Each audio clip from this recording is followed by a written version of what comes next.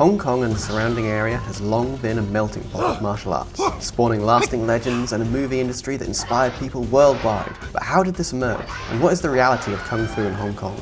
Will from Monkey Steals Peach and I journeyed there to find out. As practitioners of northern styles of Kung Fu, we were keen to learn as much as we could about these very different local arts in the limited time that we had available, and then share it with you. Hong Kong's arguably one of the reasons that most of us in the West are familiar with Kung Fu, either through its cinema or outward migration of Hong Kong citizens. So we're going to explore a range of styles, from Cantonese styles from the Lingnan region of Guangdong province, as well as some of the Hakka styles and also some northern imports. And we're going to start with Hung Gar and look at its association with Hong Kong cinema. As Damien mentioned, for many of us in the West, our first interactions with Kung Fu were because of Hong Kong, either because of movies or migration. During the 20th century, many Hong Kongers migrated to the West, bringing their culture with them. While in the bigger picture of Chinese culture, Cantonese has always been a small part. For most of us here in the West, it has come to be what we think of when we think of China. Canton is the anglicised name of Guangdong province, a region in southern China which was historically quite remote from imperial activity from the north, and so it grew a unique culture. From Cantonese cuisine, dim sum, to the language, and of course many of the Kung Fu styles we can easily find in the West, Cantonese influence is everywhere. In fact, even the word Kung Fu is a Cantonese colloquialism that until recently was rarely used in other parts of China. We know the literal meaning of the word is skill cultivated through hard work, but it was mostly in Cantonese that it was specifically used to refer to martial arts, and thanks to Bruce Lee, became adopted throughout the world. Many of us in the West were first exposed to styles such as Wing Chun, Hung Gar and Choi Lei Fut, all styles from Guangdong province. Before our first interview, we took the time to head to Kung Fu Corner in Kowloon Park, where every Sunday at 2 p.m, local martial arts schools gather to put on a demonstration of Kung Fu forms and line dance. It's a good place to see the various local styles. And with a few local arts that we still didn't have leads on, we're hopeful to find some talented Sifus eager to share their art. Jiao Gar emerged from Hung Gar and Choi Gar, and should not be confused with Southern Mantis, which we'll look at later. Tibetan white crane is distinct from Fujian white crane and emerged in Tibet in the 15th century.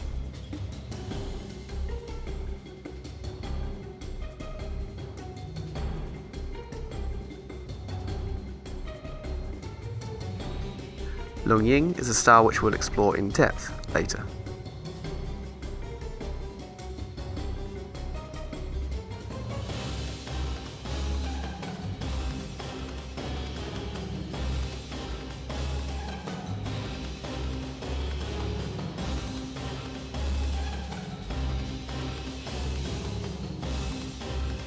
Among all the performances of local styles, we spotted something different. Isn't this the Huanyan Taiji of Feng Zhiqiang?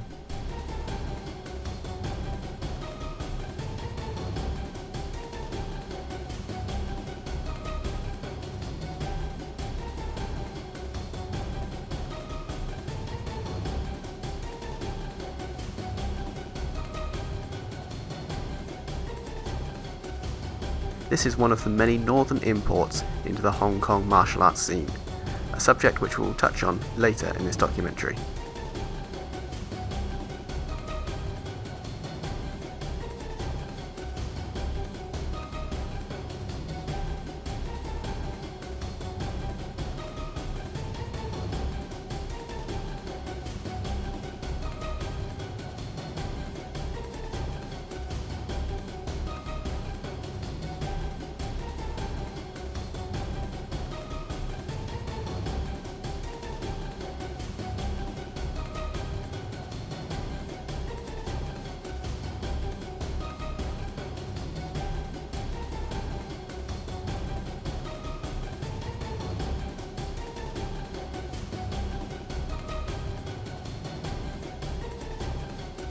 We just saw a lot of his disciples' performance. Right now we are having the master performance. 蔡礼佛的传顺明师傅，传礼佛 style by Master Chen. Of the styles that we didn't yet have covered, one master and his students stood out, and we sought to arrange an interview. Unfortunately for us, Sifu Chan was heading abroad that very afternoon. It seems Chole Fut would have to wait for another time.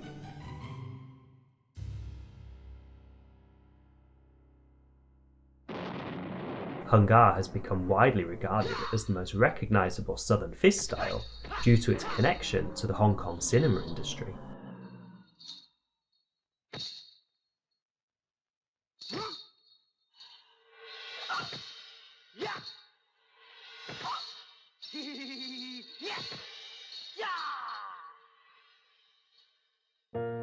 First, we will meet Hong Kong movie legend and master of Hungar, Mark Houghton. Mark has been in Hong Kong for much of his life and is fluent in Cantonese. He inherited the Hungar system from his teacher, who was none other than the cinema pioneer Lau Gar Leung.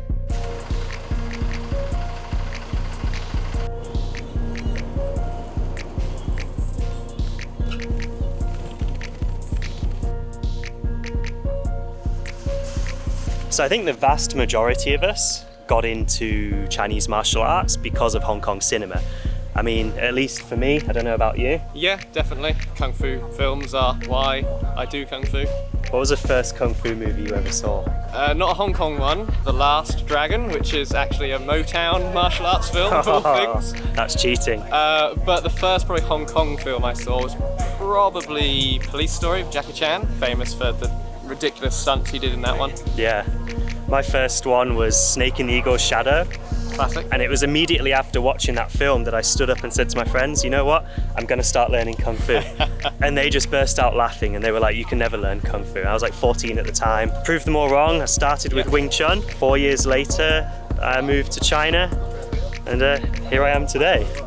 Yeah, joke's on them. Yeah, I started Kung Fu and was terrible. And actually my teacher... And still is. Oh, burn! My teacher actually likes to tell a story about how he didn't think I'd ever be any good because I was so bad when I started Kung Fu, but I was so full of enthusiasm. That he felt sorry for you and let you stay. Yeah, pretty much. But was that Josh or Yenxin? Yenxin. All right.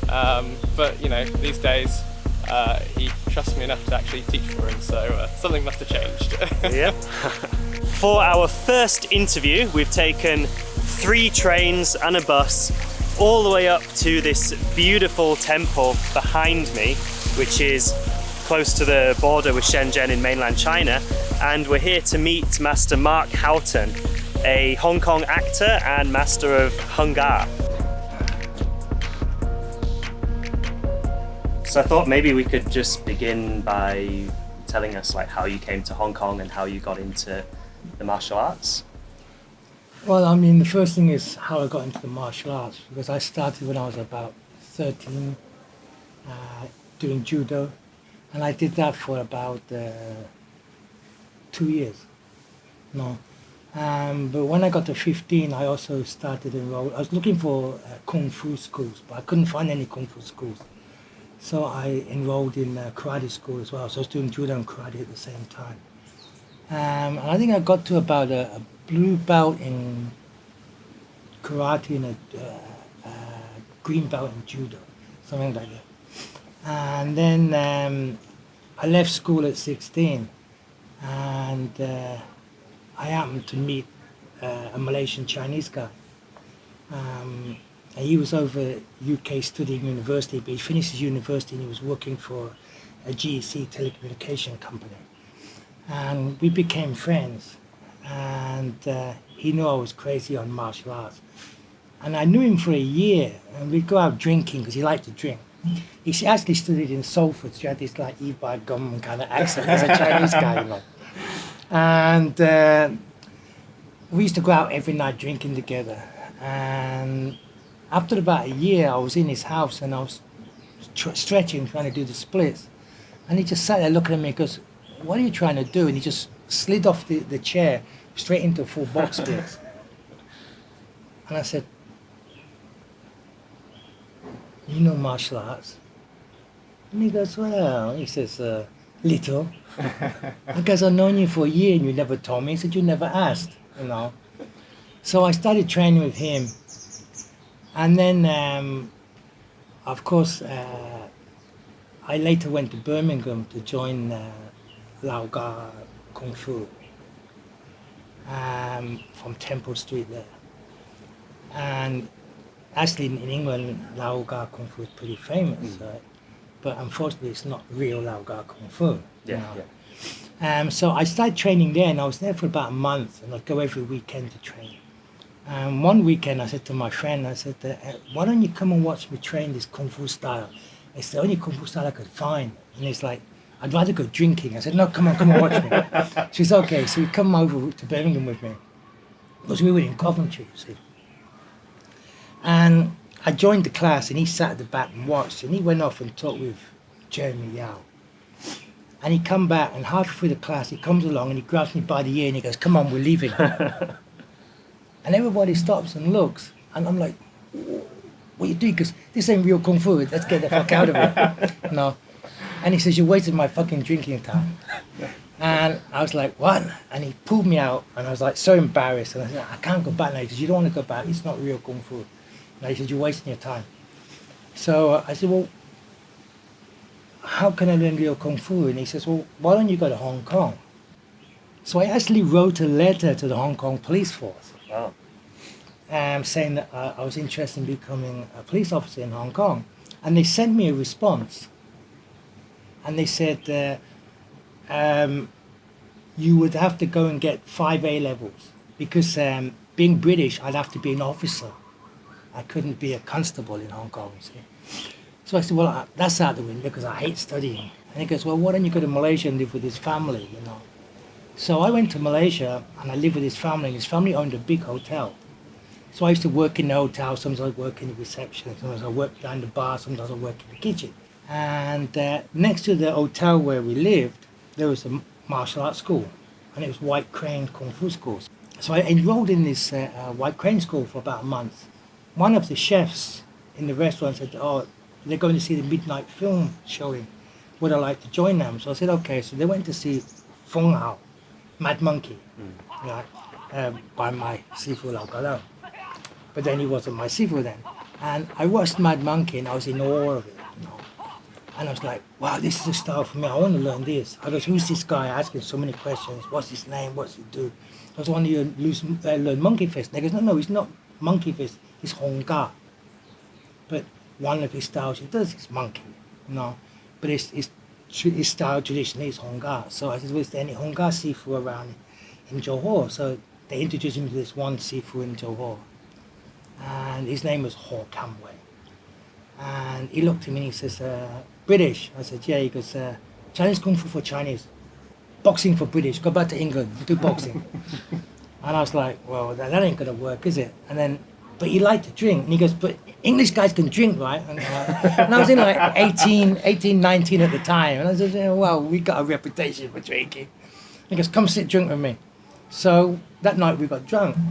And then I left and went back to the hotel next day. And the chef comes to me, he goes, hey, tonight, 7 o'clock, we go to the master's house. I said, why? He said, he's not going to teach me. What's the point? He goes, no, trust me, go.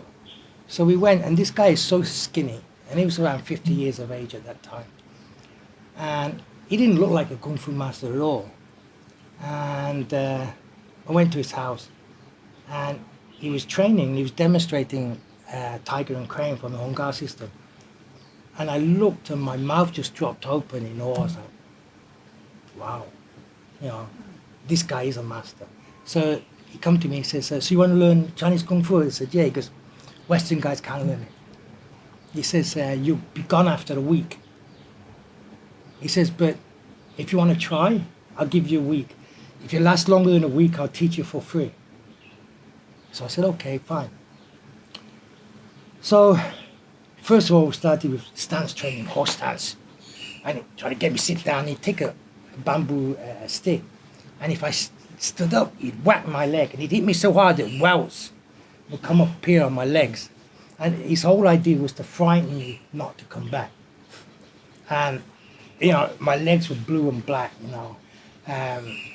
My arms were blue and black. And then after he did the stance in there, he had this bamboo he'd cut from the forest. I think it was about this big.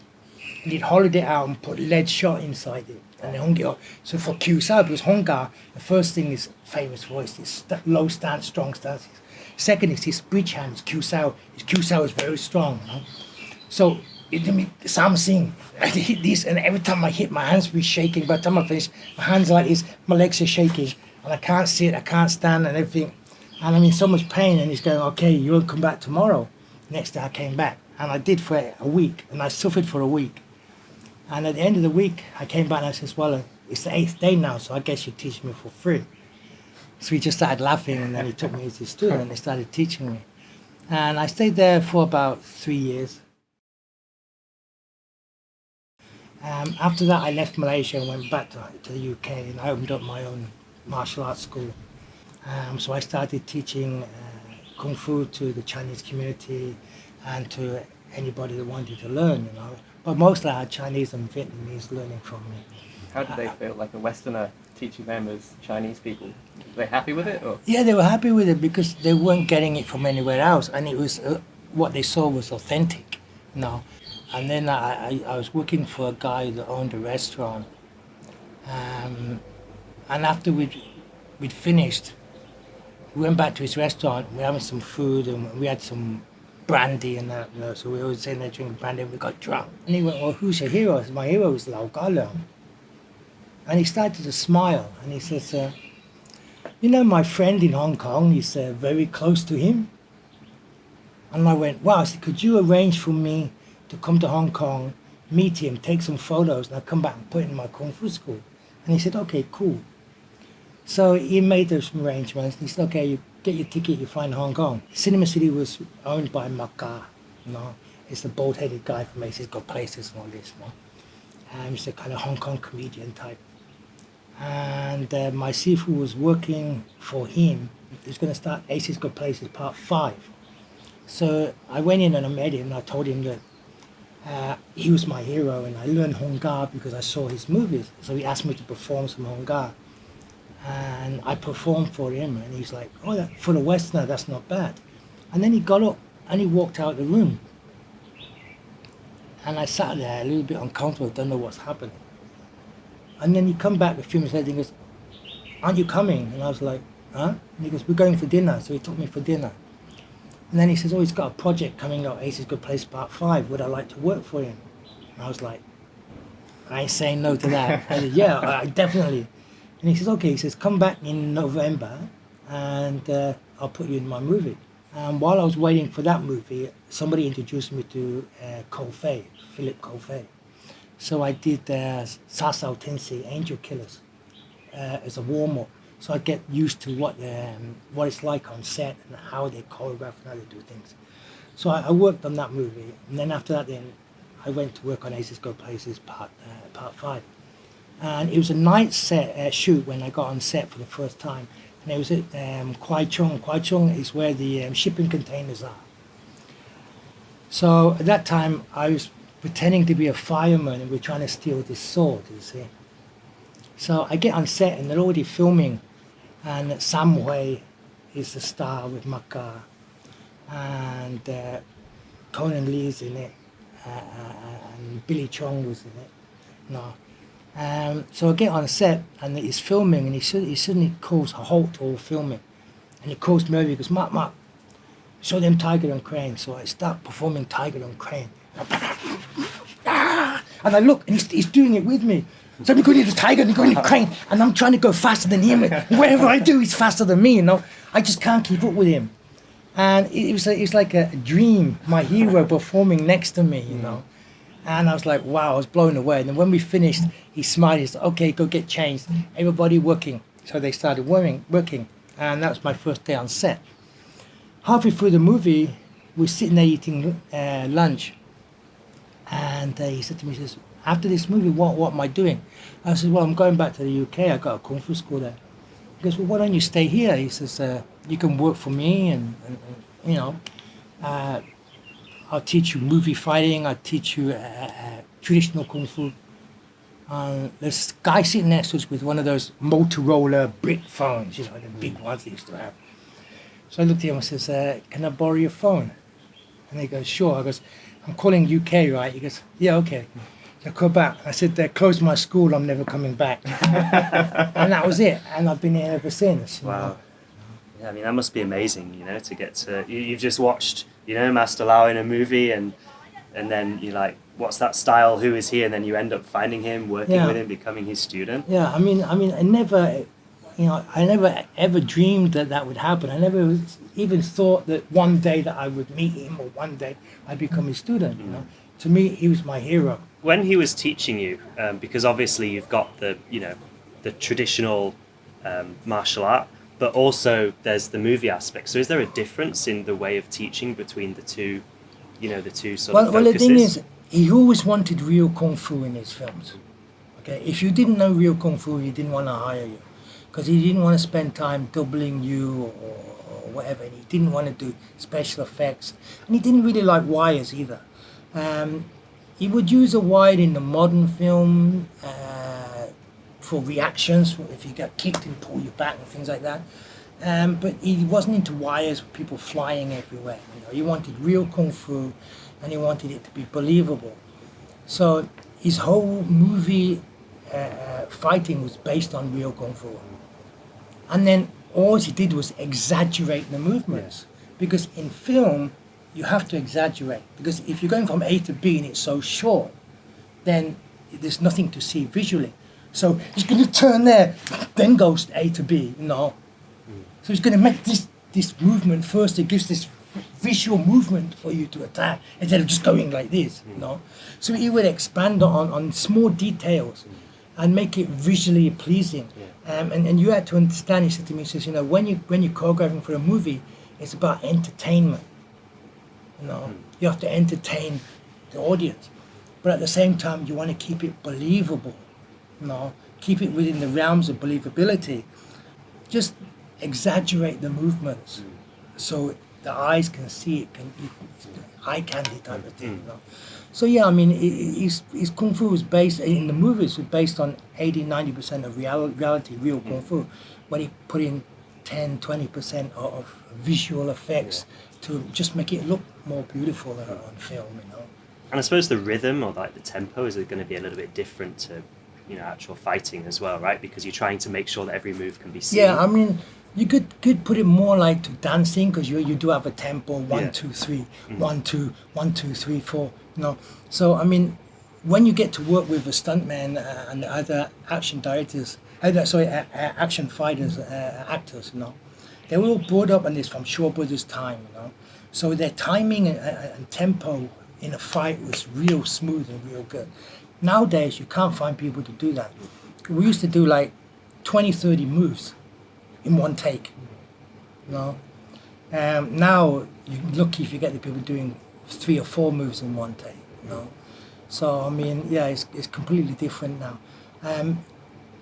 From the Shaw Brothers' time to the mid-90s, everybody that worked in film was a real martial artist. No. After the end of the 90s coming in, they're mostly from dancers, singers and things like that. So they had, because they had a dance background, they had the flexibility to do the movement, but they didn't have the power and they just didn't have the believability in it. So kind of that's why now after the 90s, the Hong Kong movie industry came down. Yeah.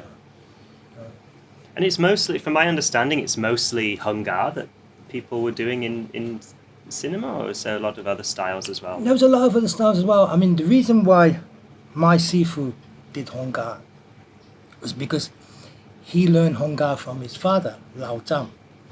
Lao Zham was an actual student of Lam Sai Wing, and Lam Sai Wing was Wong Fei Hung's student. You know? Now, if you watch the old black and white movies with Quan Tai Hing and Shekin, Quan Tai Hing was Wong Fei Hung, Shekin was always the bad guy. Lam Sai Wing in the movie was always played by my Sikong Lao Zham. So yeah, Lao Zham actually played his own Sifu in them old black and white films. And my Sifu, when he was 13 years old, he went to Macau to teach Kung Fu. And he taught in Macau for like 3 years until he was 16 years of age.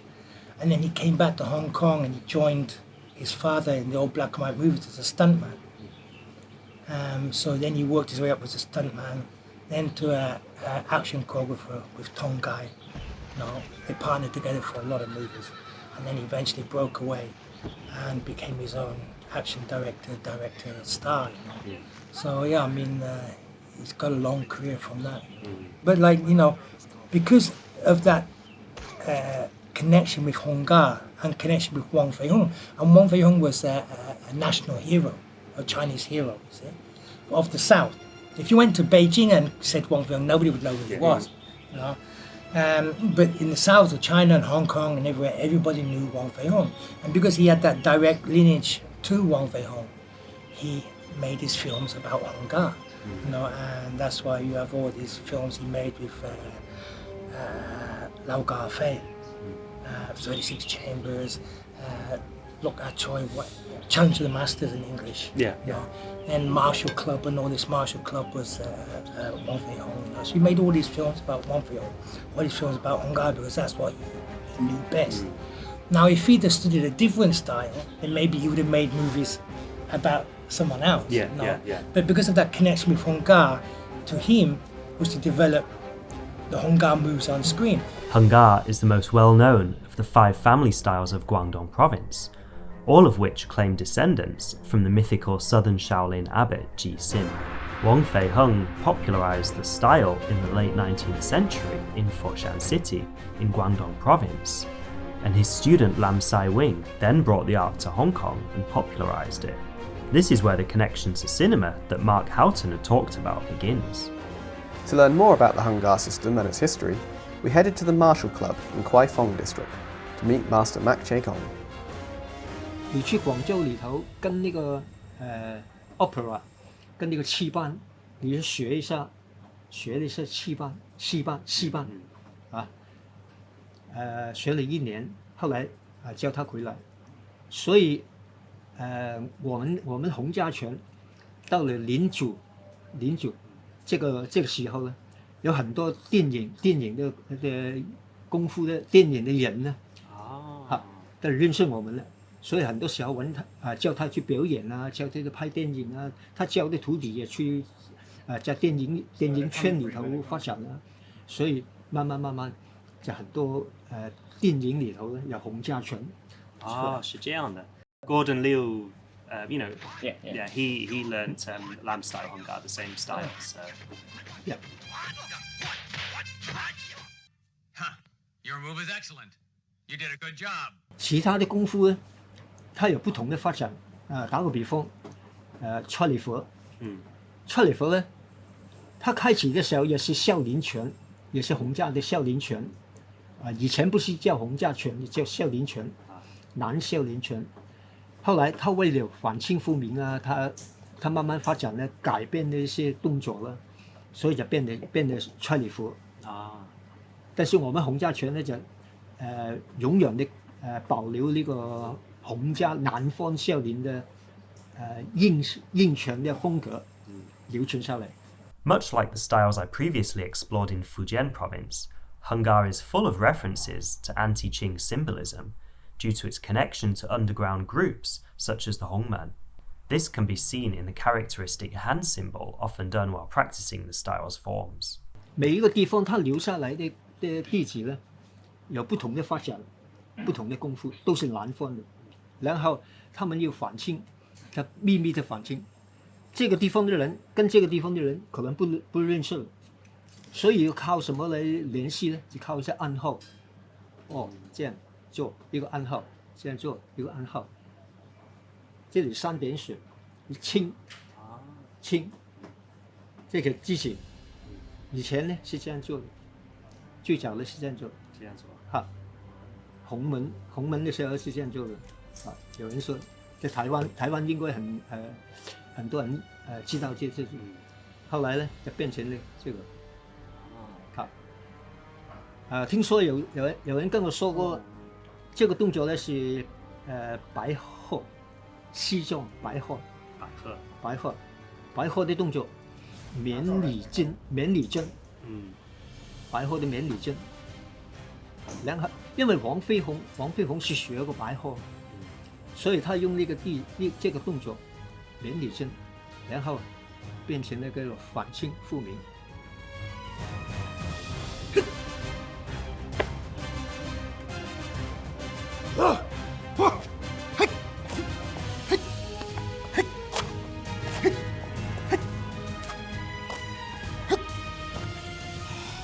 We'd learnt the story of Hungar's history, but Sifu Mark still had plenty of stories of his own to tell. I didn't actually become his disciple till we were shooting Drunken Master 2. No. I donated got places with him. Then he called me to do Lo Fu Chagan, Tiger on the Beat Part 2. And then after that, he called me to do a TV series, Bruce Lee, with David Wu as Bruce Lee. And he was Bruce Lee's father. So I played a few days in that. You know. And then after that, then he kind of like called me up and says, I want you to be my assistant in Drunken Master 2. And he says, I'm giving you an acting part. I was the army captain, British army captain in the film. And then I was also assistant fight choreographer because Wang Fei Hong did Hong Ga, you know. So I was helping to choreograph some of the fight scenes. Unfortunately, when I was fighting, in the movie we arrested Jackie. We put him in a prison, and we were choreographing a fight scene between me and Jackie. And I was actually using Kung Fu, and Jackie came in and looked, and he says, "Mark, no." He says, "I'm Wang Fei Hong, I do Hong Ga." He says, you got to do Western boxing. And I was like, shit. I can't box, no, as I'm known for doing Kung Fu. And it's like, it's what the story involves. So I ended up doing Western boxing. But we had these old-fashioned boxing gloves, were so big, And the camera was behind, like your camera is now is facing me. Mm-hmm. Jackie's got his back to the camera, and I'm here. So there's discrepancies between Jackie and my Sifu on set, you see, because you saw the fight underneath the train. Mm-hmm. Jackie wanted recognition for that fight, and my Sifu said, "No, that's his baby, that's his brainstorm. He choreographed everything. He had nothing to do with Jackie, except he performed it." So they started having friction between them, see. And on this shot, Jackie punches me, I block, and I hook across, and then he reacts to it, see. And we go, "Roll camera, action, pop, boom!" And he goes, boom, and my master shouts, "Cut, cut, cut, cut." He goes, "Mark, what the fuck are you doing?" Let's go. What? He goes, "No power. Come on, power." I said, okay. Okay, action. Pop, cut, no power. Mark, 10 times. And I'm like starting to sweat. I just didn't understand what was wrong, And he comes over and he goes, "Mark, if you can't fight, how come you be my student? I got no face. Maybe you should go back to Hong Kong." And he says it in front of everybody. And I'm like, I'm really starting to sweat and I'm panicking, And he grabs my hand in this old-fashioned boxing glove and he punches himself in the face with it. And he goes to Jackie, he says, "Daigo," he says, "Sorry, my student, no power. The boxing glove is quite padded. Real hit, okay?" And he said it so everybody heard. So Jackie starts punching himself in the face with it. And he's like, "Yeah, okay." So my master walks behind him, turns to me and goes, the light bulb came on, ding.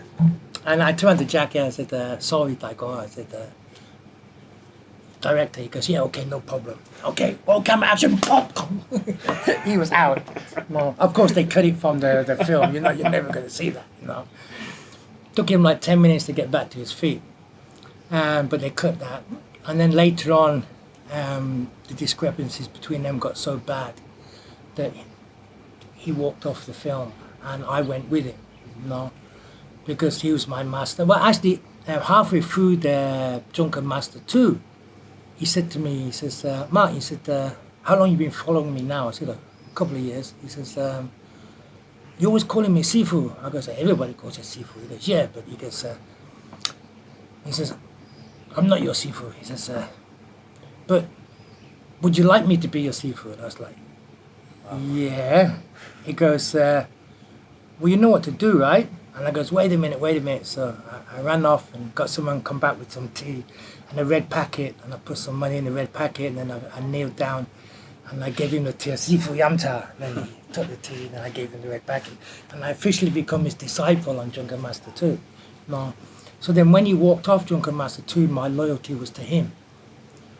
And right at the end where we go to the furnace, then find the furnace, you see me outside with all the people, and then I disappear. Actually, I supposed to have fought the Choi Lei Foot guy, the fish guy, and the girl, and Lao Ga Young, 3 of them against me. That was the original plan, you know, while Jackie fights everybody else. But Jackie called me up, and he says, Martin, he says, we need you to come back from the ending, because we were shooting in China, but what they did is the ending where he fought with Lo Wei Gong, that was all in Golden Harvest. It was in the studios. So they built a set in Golden Harvest, and he said to me, Mark, we need you to come back for the ending. And I says, no. I says, if you want me to come back, call my Sifu, ask him. If he says, yeah, I'll come back, but I'm not coming back for the price you paid me before I went 3 times the amount. So of course he wouldn't call my Sifu. So in the ending, I just stand outside the furnace, then I disappear, and I'm not in the ending.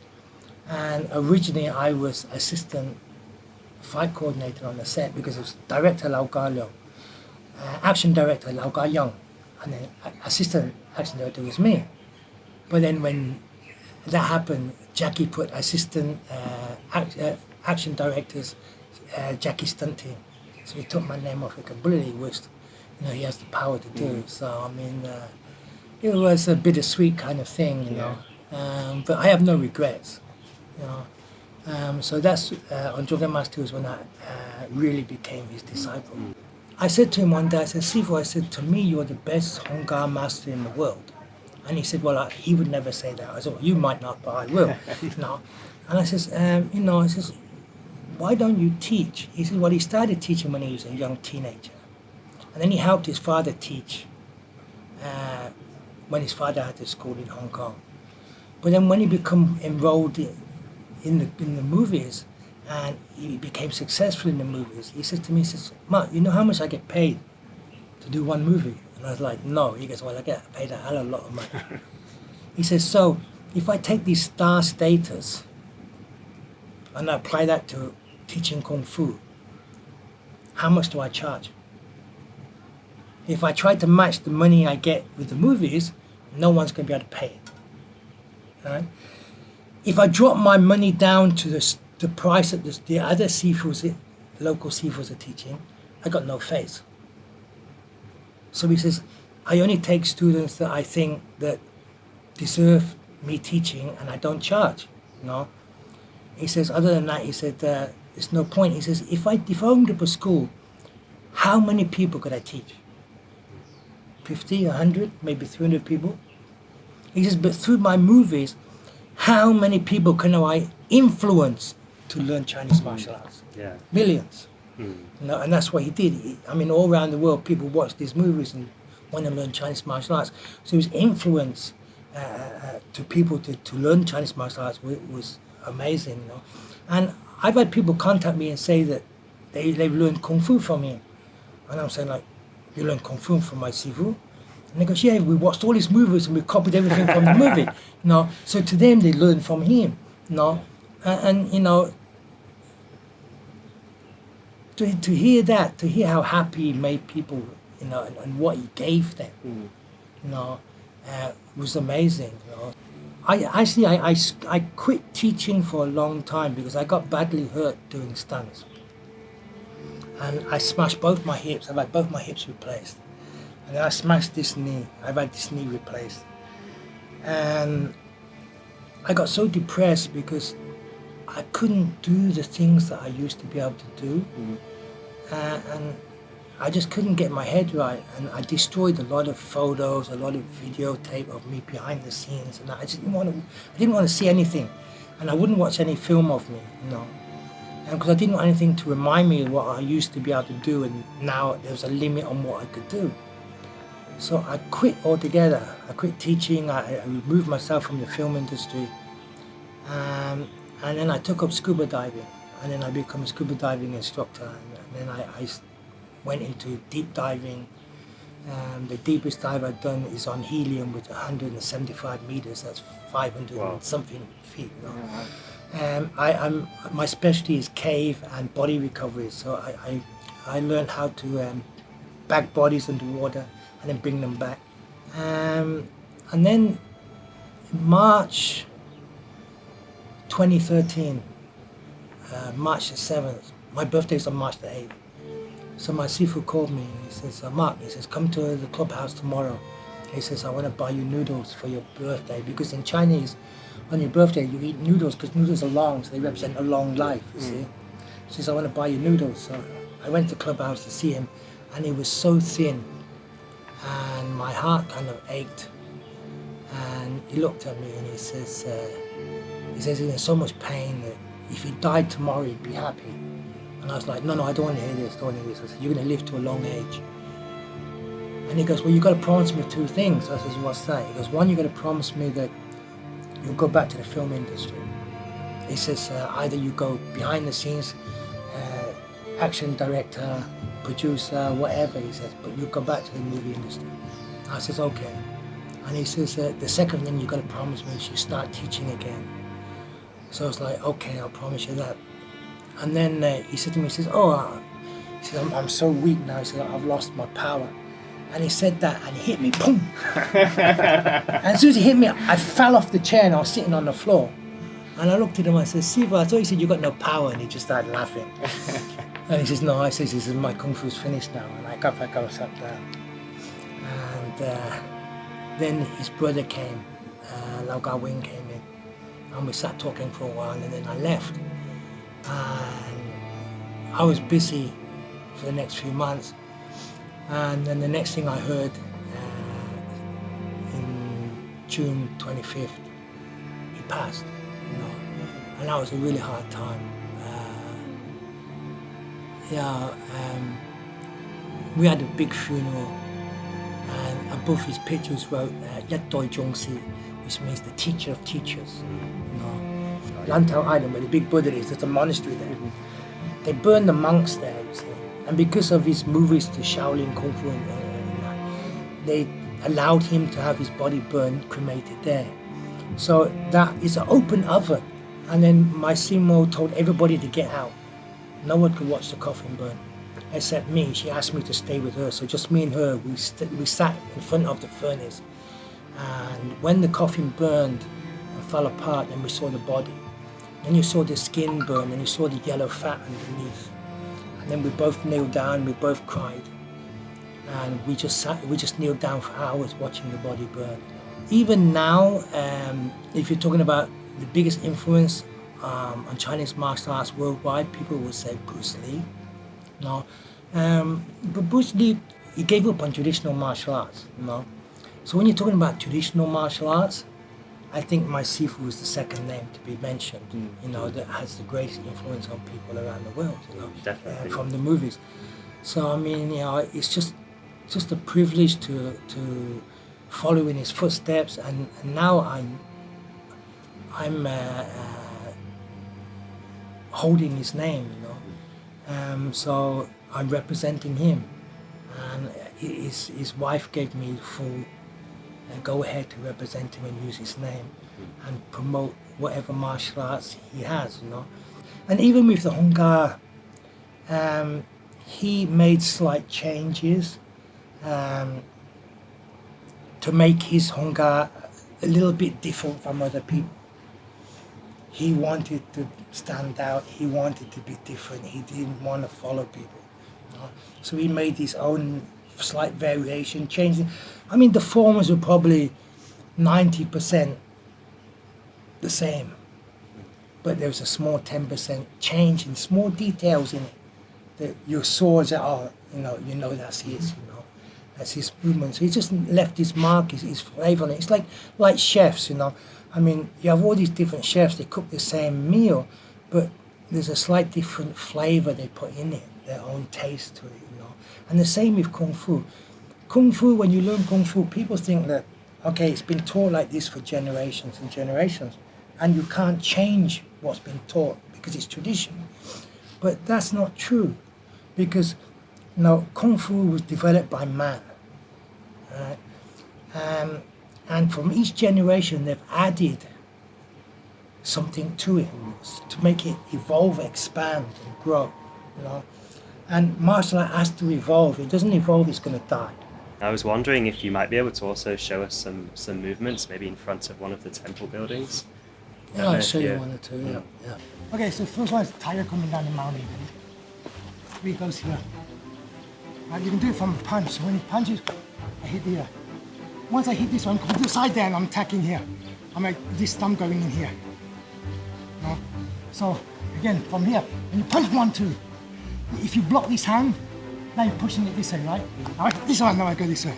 No, I can go here, I can go here. So I go sideways, then I come here. This one now, see how I hit your arm and your shoulder drop? Then I come cup choy. Cup choy, gonna hit here. Break this bone and nose in one go. Then I'm gonna come up underneath the chin. Oh, nasty. So you see when you hit this one, that shoulder has to drop. Yes, yeah. Just talking about structure. Once that drops, you lose your structure. There's some forest, you can't block it. Yes. If I come back, there's no power. There's no power in it, it's going to go through. Well, I can go to the side there, now I'm going to hit here. I'm going to dislocate the jaw. So it's all this basic power. Yeah. That's where everything comes from, it's your basics. The power has to be there. Yeah, sure. Your sifu asked you to go back into teaching and back into movies, and you said that obviously it was difficult physically, but how did it feel like? Because you sounded like you'd basically just given up on that part of your life. So having to promise to go back to do it and actually getting into it, was that like a really good feeling, or were you like anxious about it? Even today, I kind of hate it. Oh, really? No.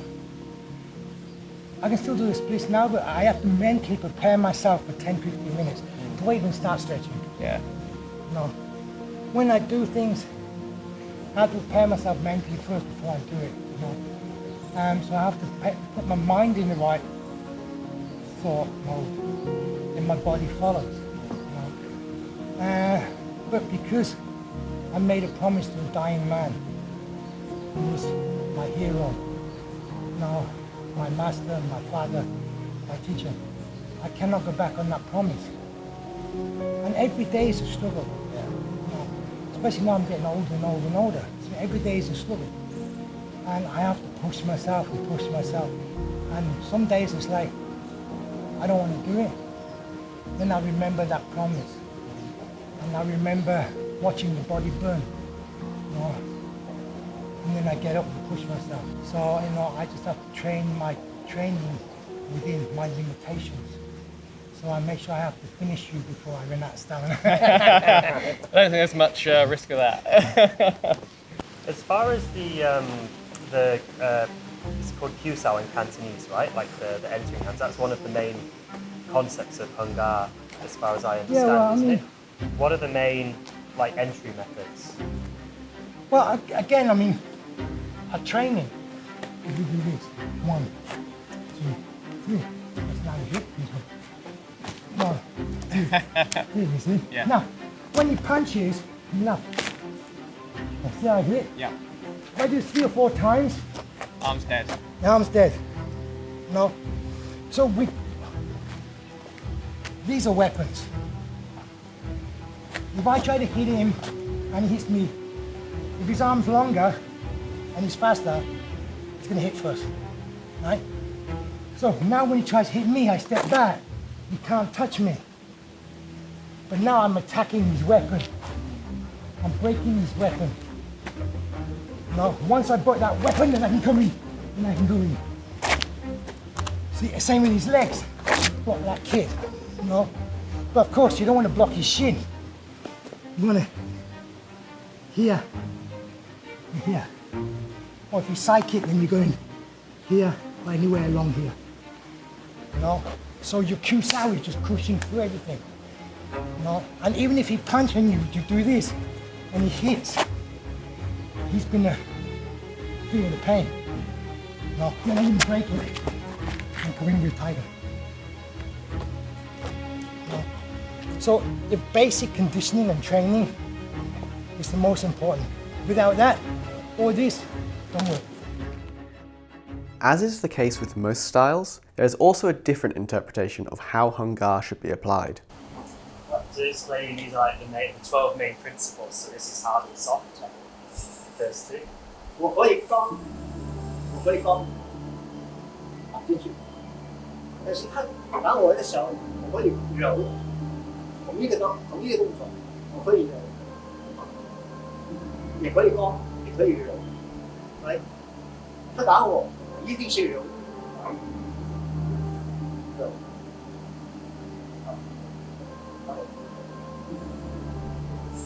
So it is hard or soft. Get out. Right? Get out. Okay. I guess the phrase dynamic tension comes into play. It's not tension the whole time, it's tension at the right points. 那他是问你们有没有就是身体很紧很硬的时候，就是练肌肉或者练你的经络。我刚才说了一个高级的球击拳拳，iron wire. So the iron wire form is done with dynamic tension. We learn more about the famous iron wire form, which you probably remember from the classic opening scene of 36 Chambers of Shaolin. 也有硬送硬 So it goes from hard to soft.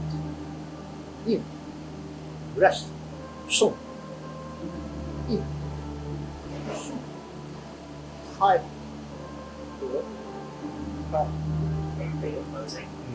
okay and up down up down and turn step turn step and 开合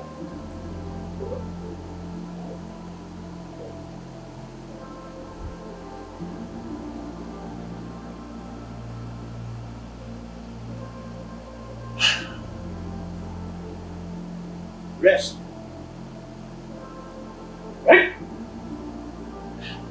Rest.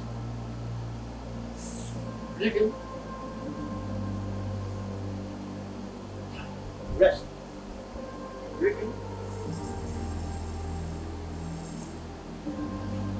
Rest. Breathing.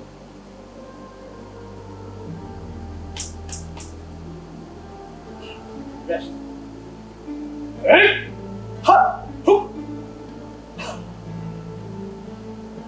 Rest. Breathing.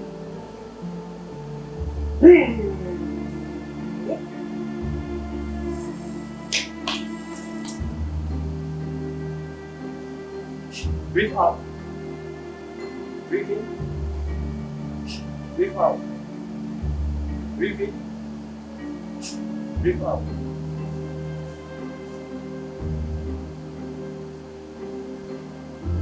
Rest. Breathe in. Open.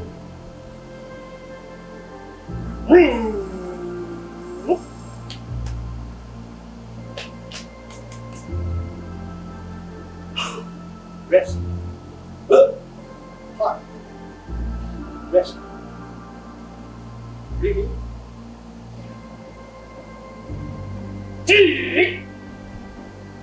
Hard.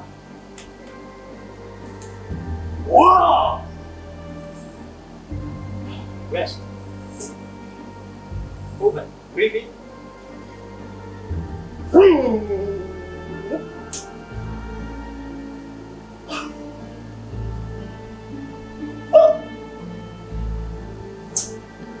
He. Open. He. Close. He.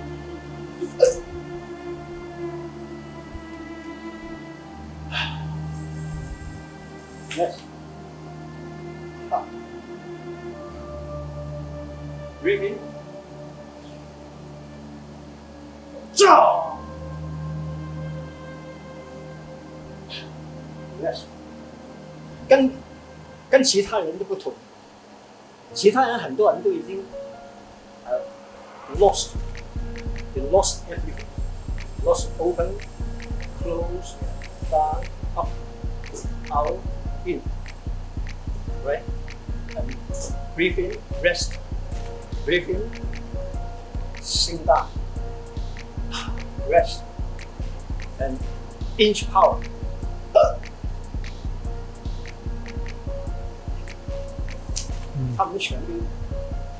They all lost.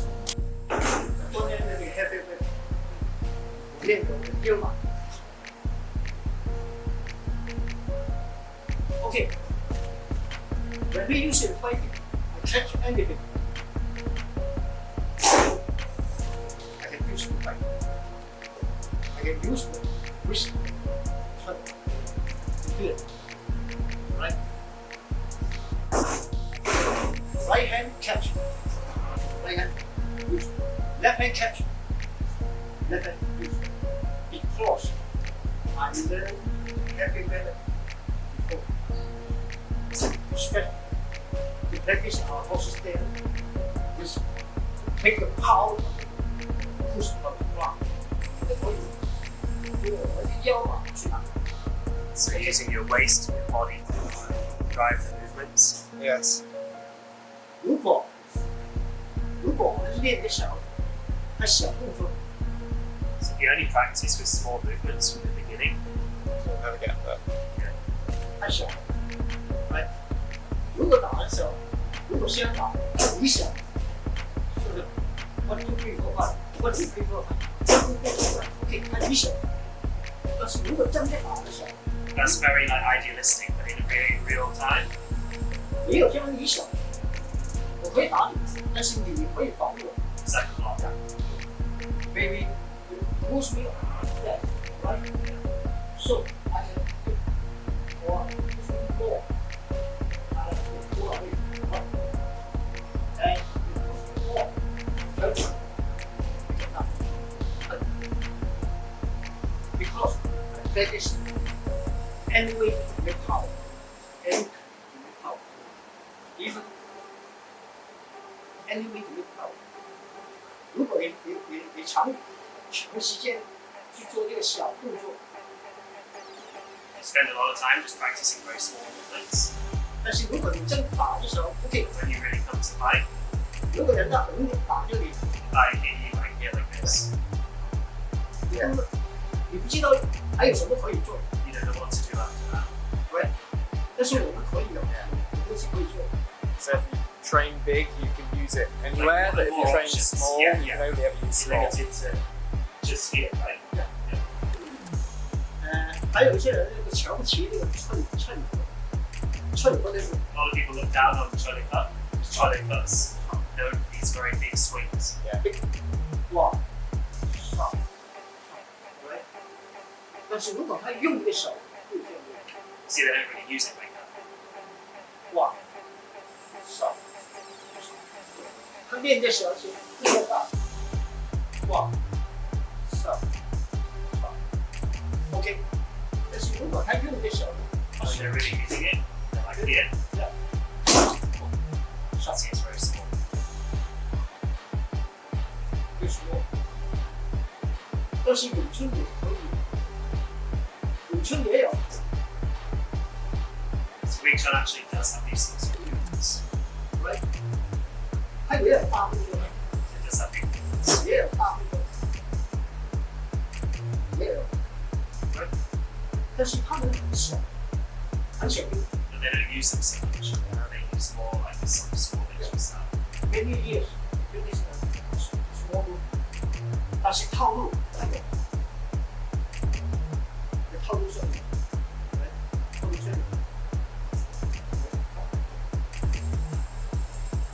还有，而且呢，很多人他不注重那个马步，一分马后压， A lot of people put emphasis on stance. 一分马后压， Yeah. My pet peeve: people with bad stances. 他不注重，所以呢，他只有注重在这里， They put all their focus on the hands and they don't think about the legs. lost。 See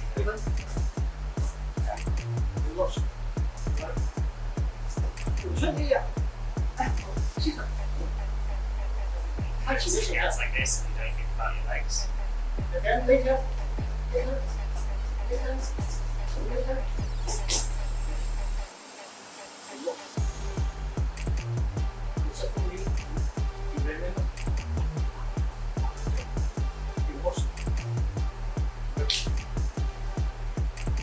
Just a few people they can do it. From beginning to ending, everything. Steps. Little step. It's very little step. Little step. We'd heard a little from Master Mac about Wing Chun and Choi Lei Fut, and whilst we hadn't been able to secure an interview for the latter, we did have a lead on a Wing Chun teacher. I wanted to see if I could find the Wing Chun teacher I trained with back in 2007 when I was just 18 years old, Kwok Wan Ping. Master Kwok taught me a less common style of Wing Chun, which came from Yuen Kei San and not Yip Man. I hadn't managed to get in contact with him, but I had been told that he still teaches at Kowloon Park in the mornings. We thought we would try our luck and see if we could find him.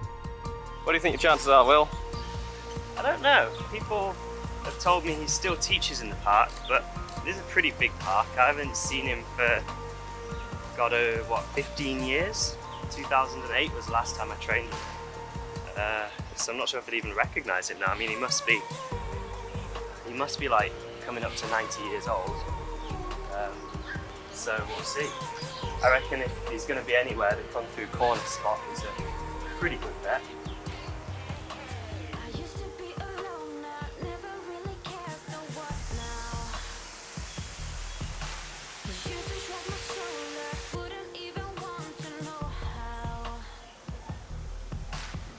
Some of you might remember one of the first videos I ever put on YouTube years ago, back in 2007, was me training Wing Chun here in Hong Kong at 18 years old with Master Kwok Wan Ping. We thought we'd try our luck, come along, see if we can find him, and ask him if he is willing to do an interview for the channel.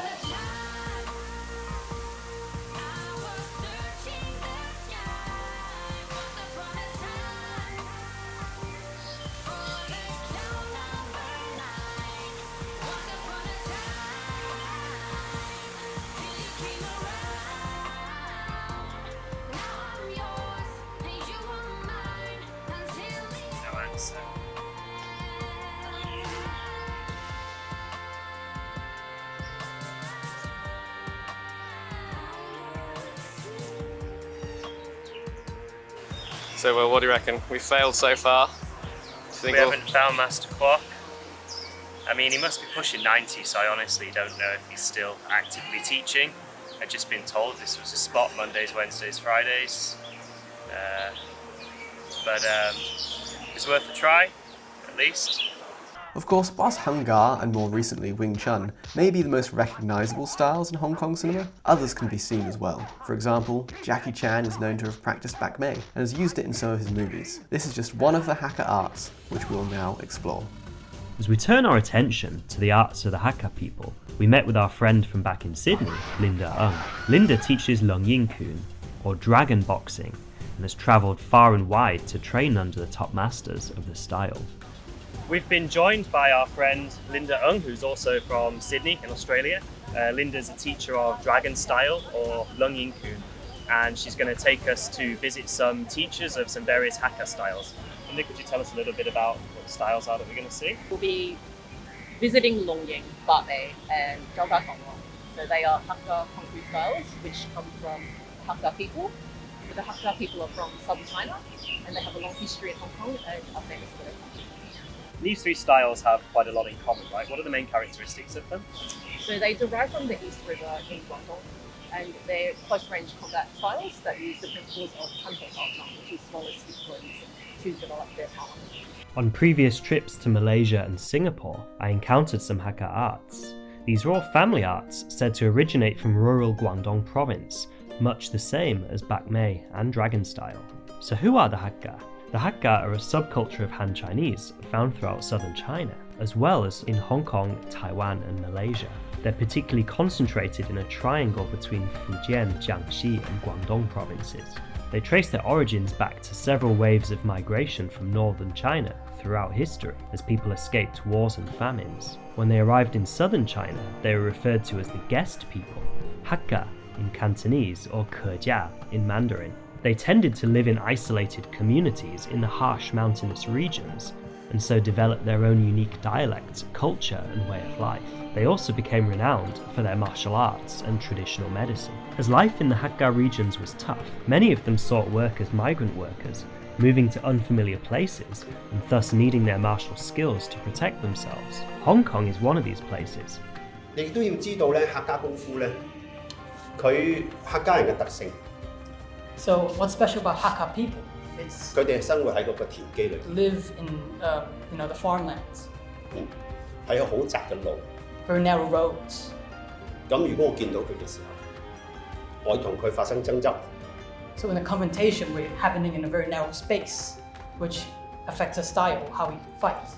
我哋係無路可走嘅。 It's like nowhere to run, basically. We will now turn our attention to Longying, or dragon style, Linda's own style and a close relative of Bat Mei. Longying traces its history to Wa Sao Toi Temple on Mount Lofal San in Guangdong Province. It was here in the late 1800s that Abbot Dayok Simsi taught Longying to Grandmaster Lam Yugwai, who was already an accomplished martial artist by the time he was 16 years old. Lam Yugwai grew up in a Kung Fu family and learnt his Hakka family village style of Lam Ga Kyun and traditional Chinese medicine from his father. He was already teaching by the time he was 16 years old, and at the age of 22, he furthered his studies at the temple. Lam Yugwai then integrated all his Kung Fu and founded the Longying Dragon style system. Alongside Pak Mei's grandmaster Zheng Waichun, Lam Yugwai developed a big reputation in southern China and Hong Kong, winning challenge matches and becoming an instructor at the Whampoa Military Academy. Dragon style is characterized by its speed, hand techniques, waist power, and side-stepping footwork. Attacking is aggressive to relentlessly press and check an opponent. There is also an internal element which enables sensitivity, explosive power, and agility. There are a number of core forms, and a student first starts off learning the basic form 16 movements. There is also a Lamgar form called Bobo Toi. Linda took us to the Dragon Style Association headquarters to meet Master Cheung Kwok Tai and learn more about this fascinating art. Design from the late 60s and 70s.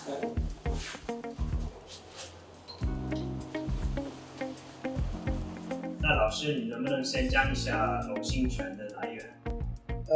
如果講龍形拳嘅歷史咧，就要講詳盡咧就比較難啦。即係話我哋可以比較通常概括咧，就用一對我哋嘅宗師用嘅對聯，就證明佢點樣學龍形拳嘅，同埋點樣去演變咗呢個龍形拳出嚟。首先我哋係會用先落海風成茂業，後從華手得真傳。呢一對對聯咧，就係我哋宗師佢自己用表達咗佢自己嘅學拳嘅進度同埋演變。點解咧？先落海風成茂業咧，就係話佢呢個拳種咧，先頭係學自佢父親係學自一個海風師。咁但係通常喺嗰度流傳教嘅咧，一般嗰段時間咧已經稱為係林家教或者叫林家拳。咁所以早期咧，我哋學嘅咧就一般好似就係林家拳。咁打嘅咧就好似用藍少林嘅風格，就比較硬朗啊，同埋一啲練一啲基本功嘅為主。22歲嘅時候咧，再有機緣上過去華手台，再學一個華手台嘅迷技，就係梅花莊裡面嘅梅花七路。咁所以再演變，後期佢自己創造咗我哋呢個叫做東江龍形拳。如果係白眉拳同埋龍形拳咧，所謂林家拳嘅時期咧，就係相同。但係上咗華手台，係林耀貴自己將華手台嗰種拳法拳理再融合去嗰個林家拳咧，就已經係應該係唔同。白眉拳應該佢自己已經講係由白眉道人嗰度傳導落嚟啊嘛。咁所以我哋稱咧龍形拳就係以林耀貴為首創始創嘅，但係白眉拳咧佢係承傳落嚟嘅，咁所以佢嘅代數同我哋係唔相同嘅。In many of the old kung fu movies, a bad guy often appeared, known as Pai Mei. Admit it, am I not much better than you? Which means white eyebrows, or is sometimes translated as Abbot White. He was also the teacher of Beatrix Kiddo in Kill Bill, played by Hong Kong movie star and Hung Gar master Gordon Liu. Head priest of the White Lotus clan, Pai Mei, was walking down a road when a Shaolin monk appeared, traveling in the opposite direction. As the monk and the priest crossed paths, Pai Mei gave the monk the slightest of nods. The nod was not returned. Pai Mei is portrayed as a sworn enemy of Shaolin. My whole purpose here is to kill you both and wipe out the whole lot of your Shaolin clan. A Taoist priest who's mastered the dark arts. Run away! Run away! Now. So began a massacre of the Shaolin Temple, all 60 monks inside. These storylines originate from the triad mythology of the Southern Shaolin Temple, that when the Qing burnt the temple down, they were aided by a traitor monk who later became a Taoist. Some versions of the story have him killing the Shaolin abbot in a How duel. dare you challenge me with your so-called kung fu? You don't have a chance.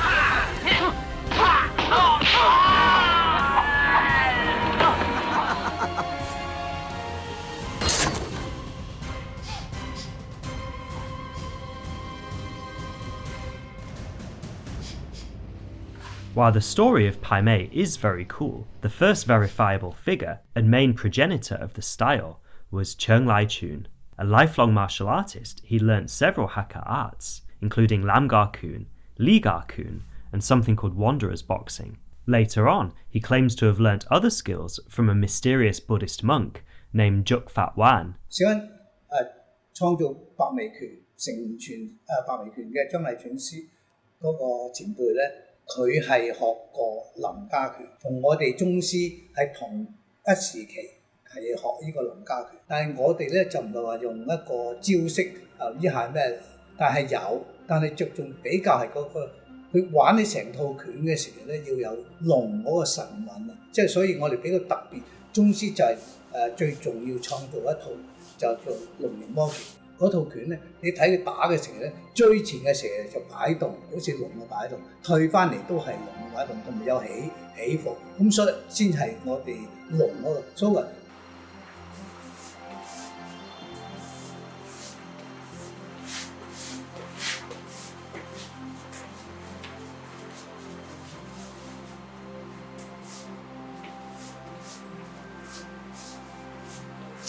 Master Cheng was keen to show us the main principles of the system: float, sink, spit, and swallow. Concepts that can be found in many Hakka and Fujian styles. 喺嗰個套路裏面，吞吐咁你其實打受條片係啦，一打呢度。如果你講吞吐係身形嘅吞吐，手法嘅吞吐，所以其實好多時你要打龍拳你要好細嘅，身有身嘅吞吐。咁你而家得10度。一打呢度，呢度唔拉開，咪套咯，上翻去呢度收翻，吞翻，呢度咪浮你啦，呢度咪沉翻落嚟啦，呢度咪有吐出嚟咯。所以你玩龍形拳，一開始成日個個都要噏住7個字，吞到台上面面部，個個噏由入門到一面噏，吞到台上面面部，有啲嘢唔知，根本接吞到台上，我哋咪吞啊吐啊。其實喺你自己嘅身法，喺你裏面係外練身法啦，當你同埋個形啦，裏面係練緊你嘅吞吐代沉個氣係走邊度。我用咗佢用緊嗰個，咁我唔係打落佢身體度，將佢呢度咁去一打，即係話你示範佢呢度，咁唔騰出嚟，即係話我而家揸住，我將個手去揸住咁去騰出嚟，我將我搞掂，所以就話即係話你嘅氣就係裏面嘅氣。就唔係靠你嘅手嘅力度，唔係靠隻手咁推唔出嚟，而係佢好穩陣嘅時候，一揸咗佢，我將個力度係啱揸咗，咁佢要大力夾埋嚟咯。如果佢唔會就冇辦法嘅，你越大力夾嗰陣時候，佢越褪得遠。所以你個氣一套係套裏邊，所謂套去你嘅四肢百脈就唔係就咁谷嘅力，就咁谷嘅力。And then as far as power generation, how do you actually train power? 點解當我哋嘅馬，所以話唔係擘大，係細一鉗翻埋嚟，腳趾一索上嚟由下邊到跟住上翻到嚟丹田，同時你係提肛，咁你先至收，咁一抽一埋，一吐出去，咁所以佢先至呢度個壓力我咪吞咗。如果我一吐出去，咁佢一放軟咧，其實我拳就打落去。所以有啲人我唔用力，咁我咪唔使出去咯。但係你如果你一放軟咧，我就打咗落去。所以你一定要頂住我，頂住我你就要褪出去。如果頭先咁軟咧，我留平咗，唔可以一插勢衝出去，就打落你身上。Do you have some kind of partner exercises like partner drills? Something like sticky hands or push hands?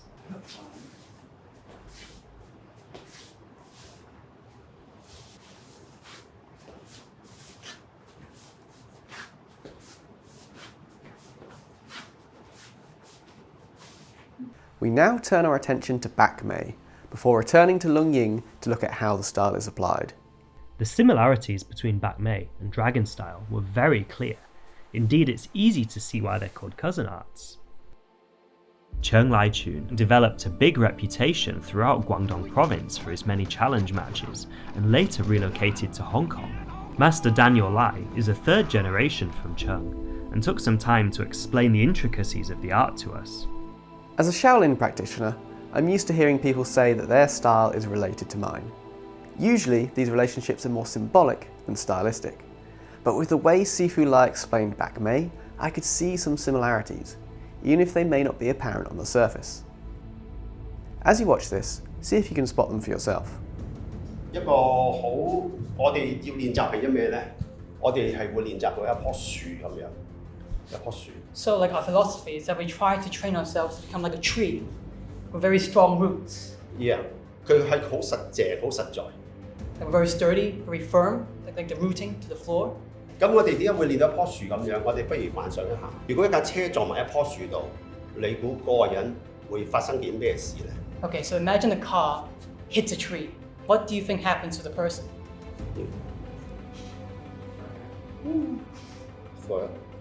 And how about the neck？ 係嘛？係一個好嚴重嘅受傷。Like a lot of damage, right? 所以咧，我哋咧係練到個身架咧，我哋叫做身架。So it's about the structure of our body. 係好實。To be like really, really stable, firm. 但係我哋嘅手係好靈活嘅。But our hands are flowing. 好似一棵樹枝咁樣。 Like a branch. 你諗下，我哋隻手撳一棵樹。So you pull down the branch. 一放。Boom. It's that kind of power. 其實我哋就係練嘅一樣。That's what we're training. 咁我哋點樣練咧？所以我哋亦都有好多種方法咧，係去講緊咩叫做六勁啦。So we're talking about the 6 gings. 6 power. Power. 6 power. The whole body together, exploded at one time. 失質作火。六勁同埋浮沉吞吐啦，呢隻成個。You know, spit, swallow, sink, float, which are very southern Chinese concepts and Hakka arts especially. So in a confrontation, we're happening in a very narrow space. It's like nowhere to run, basically. 咁我哋只係話咧，可以一樣嘢就係話，第一就拱走佢啦， You can push them away, 或者係一錘打死佢。or kill them with one hit. 咁我哋選擇咗兩樣都有。So we do both. 所以我哋個力量係好強勁㗎。So it's a lot of power. 咁所以我哋今日就開始講緊呢樣嘢，我會針對講呢兩樣。So we're going to focus on this aspect of Bak Mei. Bak Mei places a lot of emphasis on body structure and power generation. So we're going to separate our body into 2 parts during practice. 下面嗰個咧，我哋會係好實在嘅，就一棵樹嘅身體咁樣。Bottom part, we're going to make it stable, firm like a tree. 呢個咧就一個旋轉緊嘅樹枝。And that's a rotating force of the branches. Okay, so he catches my hand. 一支嗱，呢度係啱啱就係等於正話嗰個四方嗰個。So that's like the shape we demonstrated just now. 嗱，呢個係個圓形嘅動作。This is a circular movement. 係咪就係咁 I was pretending. 就係咁。一個。You want to try? 嗱 ，OK， 嗱，小心呢度 ，OK。Watch your neck. 或者係。That's good, yeah. 啦 ，OK 嗱，永遠好。老師，呢個就係一個好少嘅動作。It's a small movement. 好嘛？How about How do you feel? Oh, fine. 翻過水面 like the Good power. good power。所以咧，其實我哋唔使咁大。 So we don't actually need to generate a lot of power using big movements. 可能係一個拳頭咁多。It can be like just a twist the arm. 嗱，咁呢個咧，我哋就成日要練習我哋企同埋旋轉嘅時候咧，個身體咧係唔好話俾呢個下邊喺呢度係同嗰個係分開咗，佢唔會呢個係唔啱嘅。So this is not right if you like twist. 呢個係咁樣。You have to keep it stable, so the force can go up. 咁樣其實就有一條彈弓咁樣去。Like a spring. 好冇 ？OK， 好啦，我哋講咗呢樣嘢嘅時候咧，我哋所以企咧，我哋都仲有一個好特殊嘅現象。So there's a special part of how we stand. According to physics, the most stable shape is a triangle. So that's what we're trying to create with the stance. 係啦，係啦，然之後 turn the twist， 係啦，嗱，今次到佢拉我咯喎，咁呢個咧就係我哋本身客家拳嘅特性咧，其實就係話咧，我哋其實係利用個身體咁樣轉動咧，同埋轉動嘅時候咧，我哋呢個咧個距離咧係會改變嘅。What we're using is using a circle to move and generate power, and the distance changes when having a circle. 嗱，你睇呢隻手喺呢一度， So the hand is here. 你睇呢個界，但係我一轉嘅時候咧，我個手係唔出咗嚟。When you turn, it moves the hand position. So the distance changes as we turn. OK 啦，嗱呢個係基本嘅嘢。That's the basics. 咁不如我哋講下直步啦，你玩下直步。Okay, so we're going to talk about our fundamental form, which is jikbo, straight step. OK， 你玩，好嘛 Okay, I'll be performing it. 講係啲乜嘢？唔使咁緊張啊，放鬆啲得啦。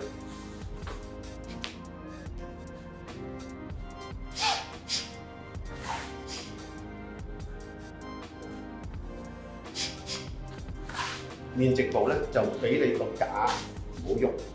So, purpose of jikbo is to keep your structure stable, so that way you can generate power. 冇錯啦。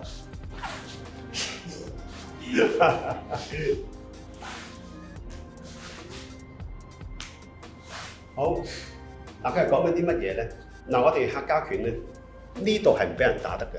So in Hakka, we don't want to protect this area. 同埋咧，我哋呢個wall。We can't do this. Don't flare it out. We have to point it downwards. 嗱，呢個咧就因為我會介紹到咧好多問題嘅會出現喺度，你隻手再擺出嚟。我哋平時如果咩嘅時候咧，我哋真係要打佢咧。嗱，你攞我啊，攞隻手攞啦，係啊攞。嗱，你攞我。即就係話咧，呢隻手咧係永遠喺前邊。So we always try to keep here in front as defense. 係啦，嗱再嚟啦喎，知點做嘞噃？嗱，逼翻上嚟啊！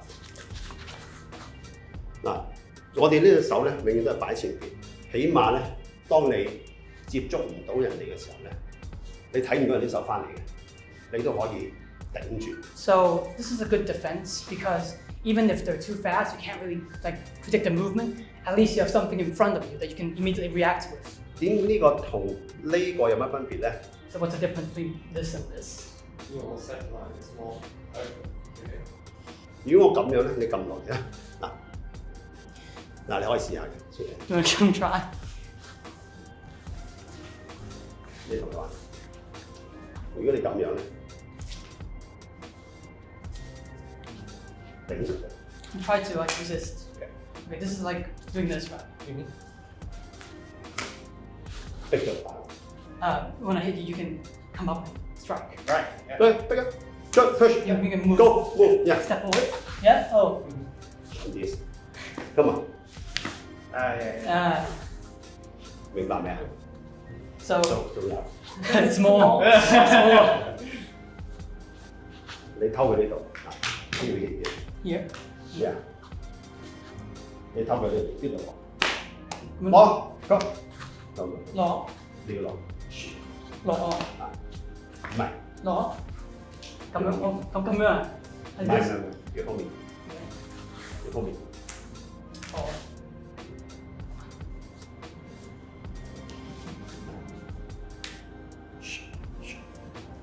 try to do it.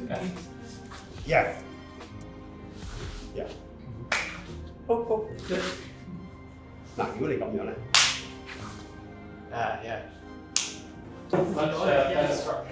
So we always remember to keep it in front like this. never do it. We never flare it. And the width. Go The width? Go for the better. Your fists. 咁啱啱係一個 cross。 So it's like a cross. You're like here and here. 咁然之後咧，你驟眼睇咧，佢係好似正面望住你。 So it looks very square. You see in the front. 但係咧，呢個係一個三角形同一個四方形嘅結構嚟㗎。 It's actually like a square and a triangle. 咁變咗嚟計，我打埋佢，你轉身。嗱，應該去到嗰邊。 So like I'm already loaded up here, so I can just relax and go back to this direction. 呢個就不丁不拔。 So that's the 不丁不拔板. 佢係最穩陣嘅。 So it's very stable. 但係咧，你個 cross 喺呢一度，咁所以咧我就腳一落呢度，咁就形成咗不丁不拔。Not a丁面。 Not like this. It's not like this. A cross and pattern like that. Both run. 咁所以咧就咁樣。咁變咗嚟計，你一點啲手咧就轉，唔好縮膊啊！啲手縮咗膊就輸㗎啦。OK， 我嚟。嗱，你睇到啦，如果佢咁樣嘅時候咧，佢係呢個係一個圓形嚟嘅。So it's like a circle. 呢個圓形嚟嘅。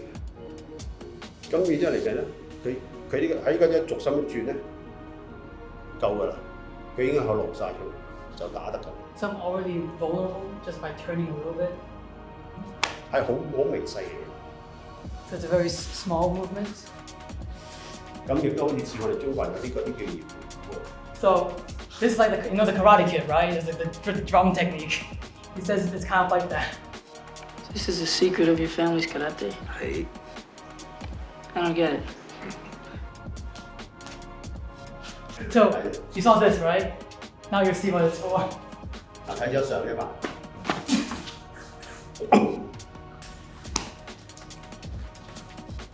Okay.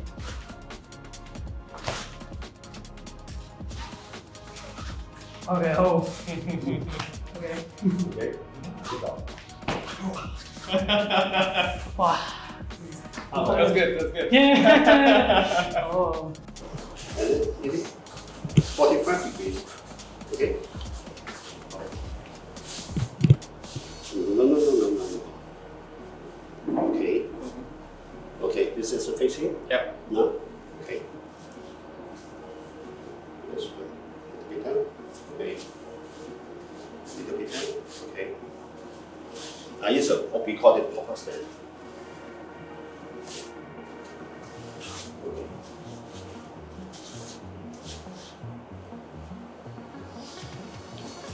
Ah, 邊個講？我整嘅。Now you like to open all the elbows open. No, expanding.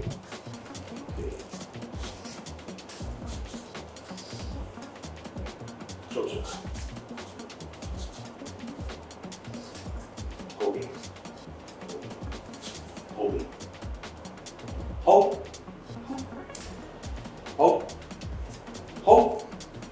Okay.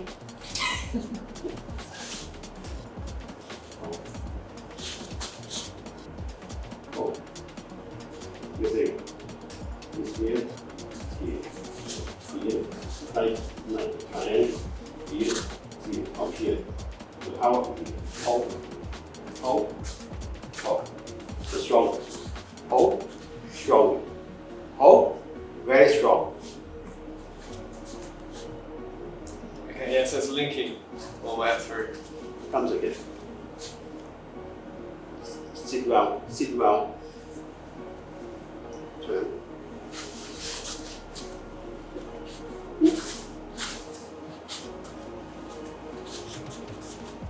Close your eyes. The powerful thing. Okay. Go. Breathe in. Hold. Hold. Come.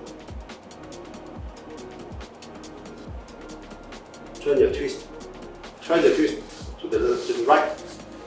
Okay. It's hold and turn and here. So we say that it's one triangle, and one triangle. It's all the like 3 or 6 triangles to hold your body.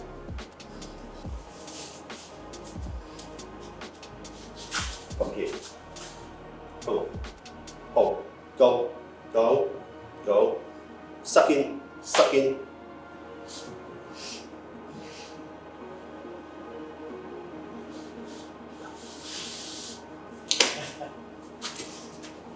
Cool, very interesting. Thank you. 呢個係我哋最重要嘅。 That's the signature part of Pak Mei stance. 有啲人話係咁打， So there's a lot of striking styles, right? 我哋唔係揾隻手打嘅， So we don't hit with the arm, 我哋揾隻身打嘅。 hit with our body. No. About hitting with the body. Yeah, we hit with the force of the body. Because you're getting your whole body weight into it. Yeah. Yes.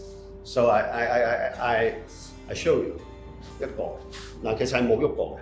We actually don't move our arm when we strike. Try one, try 嗱，我 not. 少少快少少啊。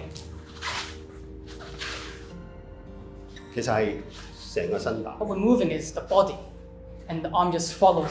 同埋咧，我哋打嘅時候咧，我哋可以咁樣轉打嘅。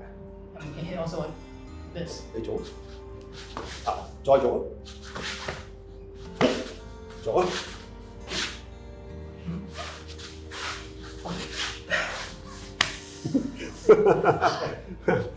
It's fast, very fast. So you're usually using the inside? Yeah. Right. The turns. Yeah. The turns here. And So- keep hold here. 你再做，唔好翻轉頭啲拳，唔好翻轉頭。 My shoulder moved, so it's less power. It's pretty hard to do. But I'm able to keep it consistent. It hurts. 所以咧，佢喺呢度嘅時候咧，啲力咧，你打呢個出嚟嘅時候咧，佢呢度啲力咧係壓住個膊，呢度翻出去打呢度嘅，然之後咁樣打嘅。好多人打拳咧係中意咁樣打，咁樣打。我哋打咧，你睇留意我兩個手踭咧係唔喐嘅， So we don't move our elbows when we strike. 呢個距離係冇喐過。 This distance does not change. 你睇落咧好似喐， It looks like it's moving. 佢係冇翻入嚟嘅。 We never like go in. 係咪？識得。 Okay. So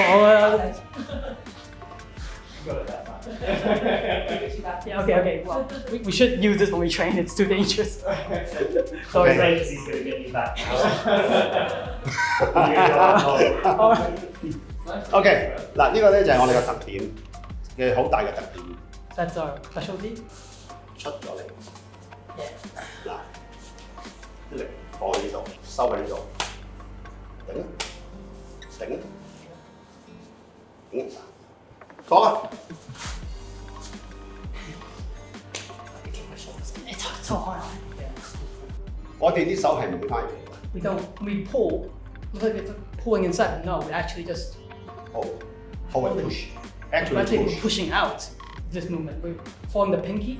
We try to like lead with it. Pull up. 嗱，你睇到佢咧，成個係冇喐過。 I don't move this part. It's just here. 你嚟，拱出去，打佢。 So it's like this kind of. 如果佢收翻隻手入去咧， So if I pull back, then it's not much power. If I pull back, if I. Yeah. My structure. Yeah. Breaking your structure with my structure. Yeah. 所以好多時咧，呢個俾你練係咩咧？譬如我一拳打落去嗰度，隻手冚落嚟，就難。 When I'm blocking him, he can just. 你 hold 佢隻手 I hold you. 就嗰隻手 hold 嗰隻手，係啦。 So from here, just Use the pink. 唔係咁樣問題， Pink. 問題。 Do this.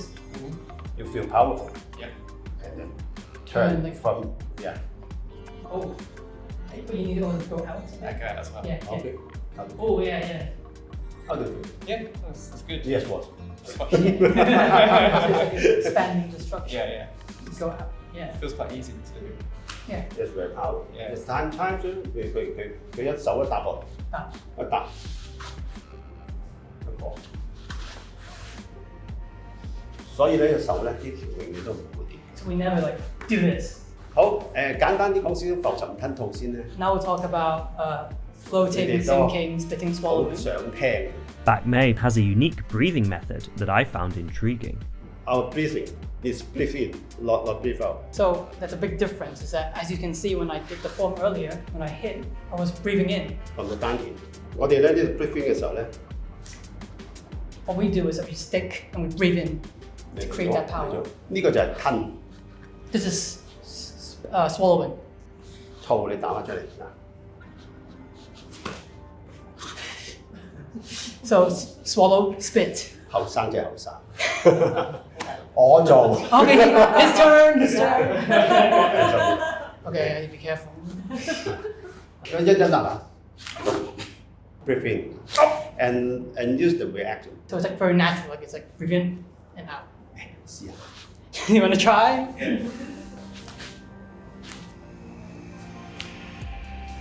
So it's very short. Never, because why we do this？嗱，我講中文嘅。 Oh. 因為咧，越狠要。Oh, you hit him.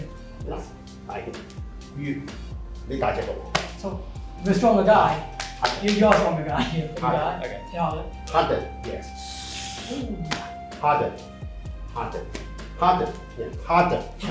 Okay.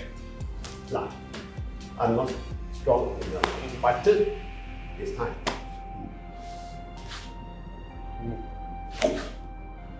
So we're not fighting power with power, because if we do that, it's fine. But one of the bigger powers is gonna win. Yeah. So we're cheating basically. So we're not gonna fight you. We're just gonna go in So and absorb the power. you're harder.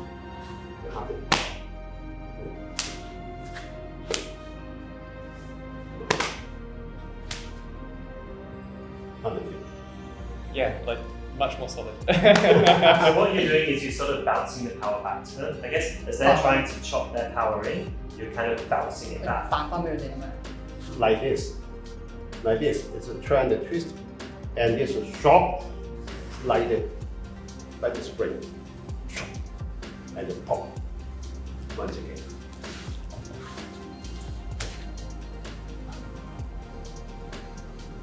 If 嗱，佢大隻過我，this time okay.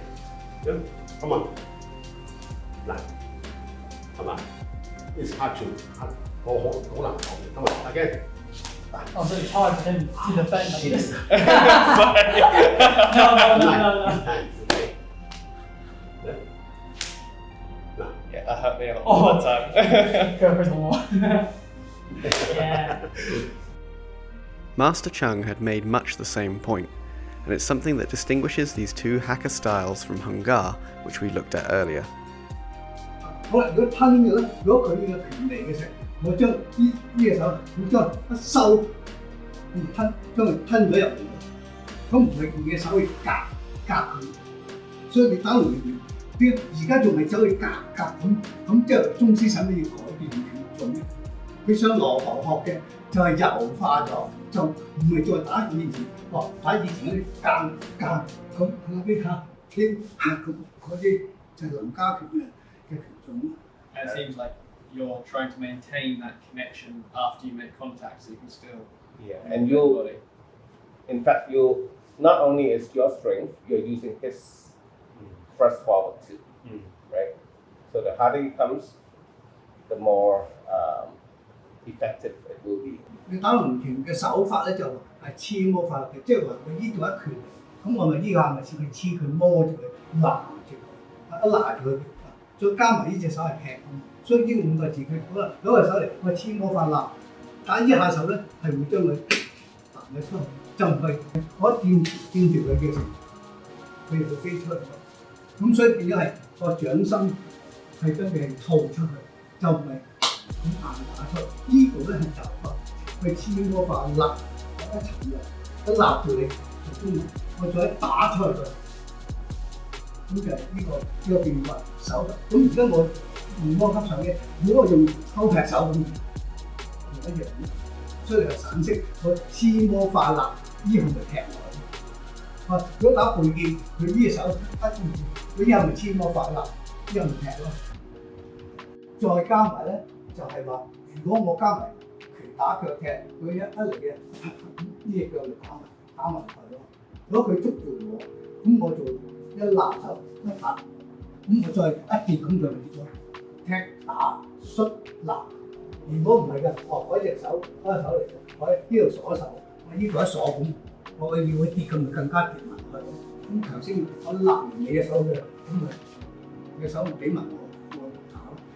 通常你實拍，我手呢度再拿落去，得啦。嗰隻手。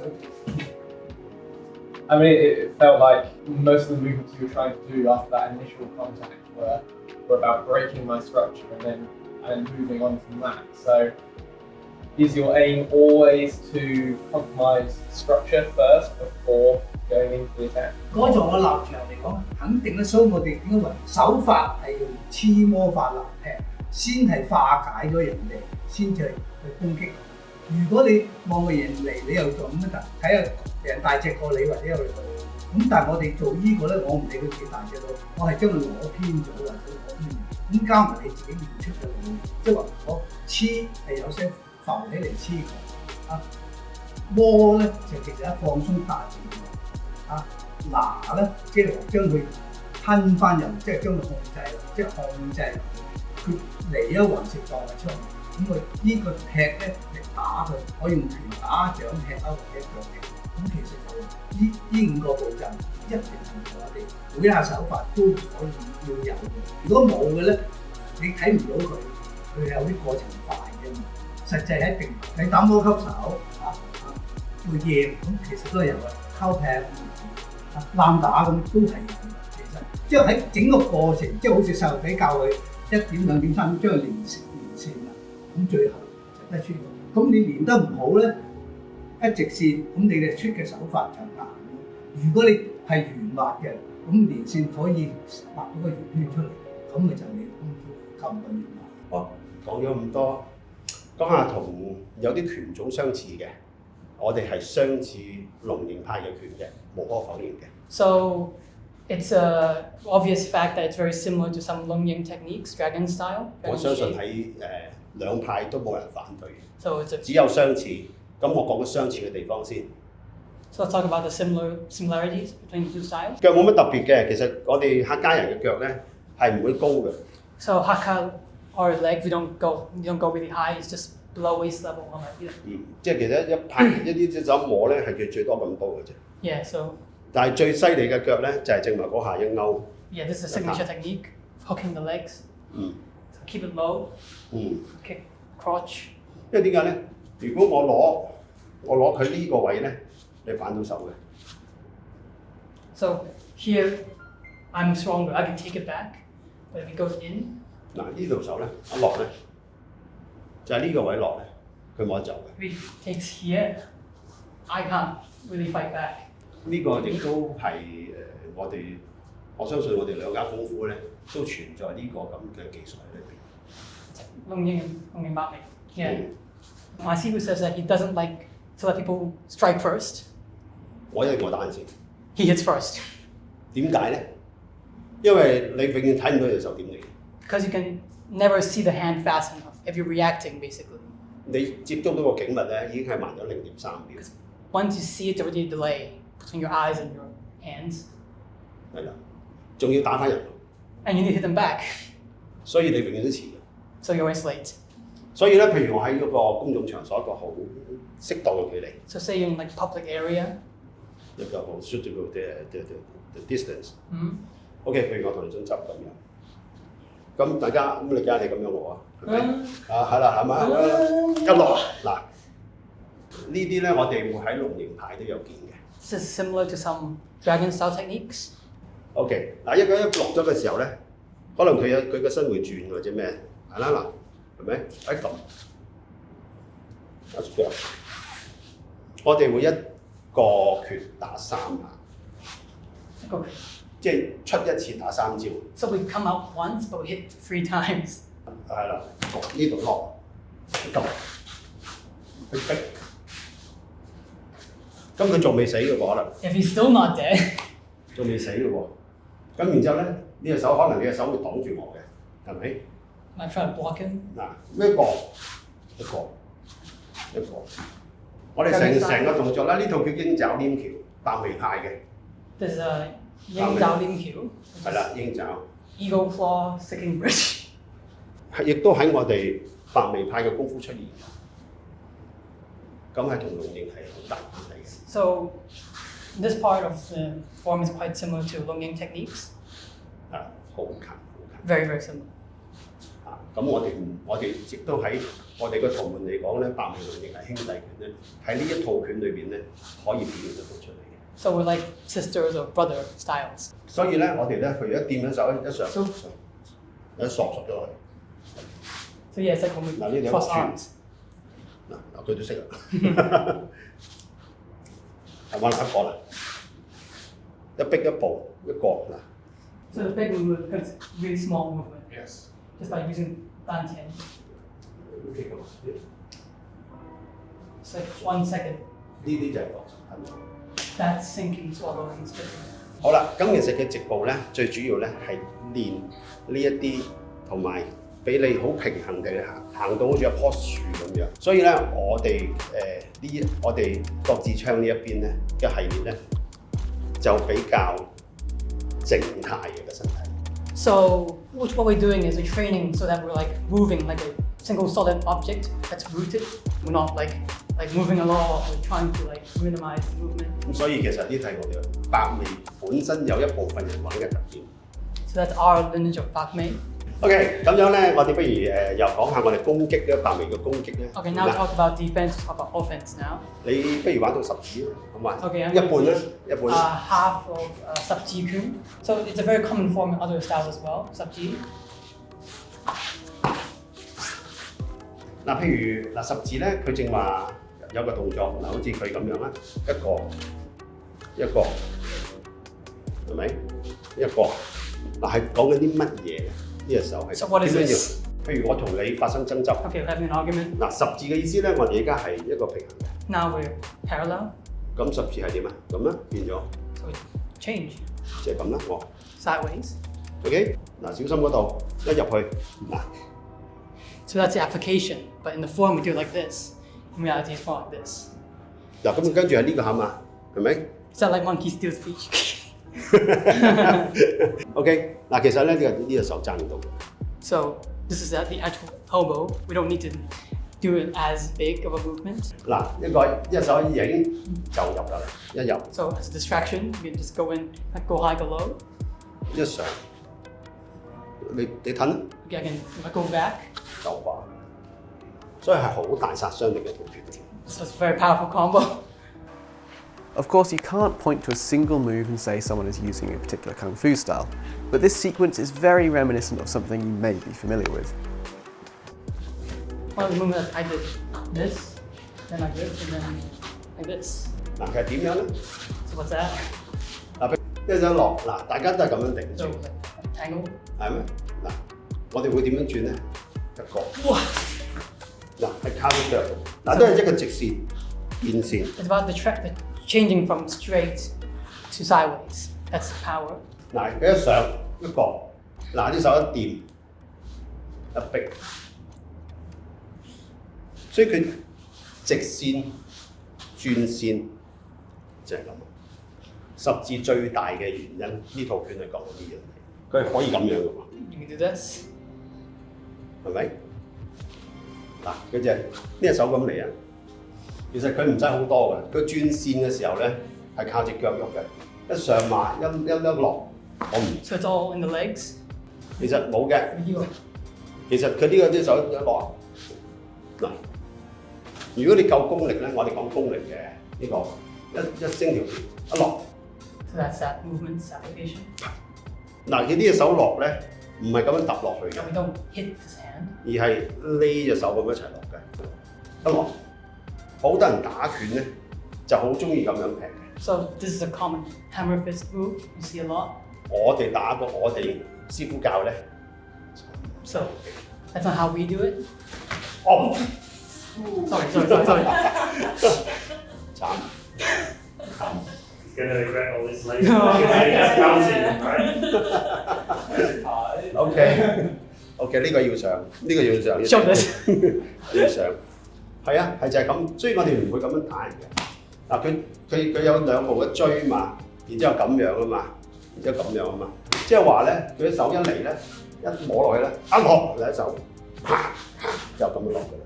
So that's a clashing of hands, but you kind of stick in and then. 隻手擺咗一個，嗱一落，好做埋。I want to hit you again. 一個，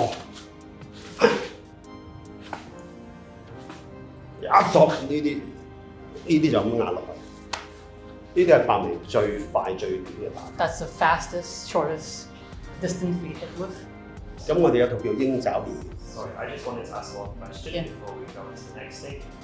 With the character 10 form that you just did, compared to the Jigsaw form, some of the movements are much bigger, like drop right down to the ground and things. Yeah. I wanted to ask the difference between the two forms. So he actually told me before is that Sub-G is about Shaolin influences. That's why we have some like more jumpy, like going down, going up. 係呢個少林李家拳嚟嘅，李就係李家少林拳嚟嘅。From Shaolin. 少林拳嚟嘅呢個。So it's very typical Shaolin. So a lot of your attacks, you're moving forward, kind of pushing your force into your opponent.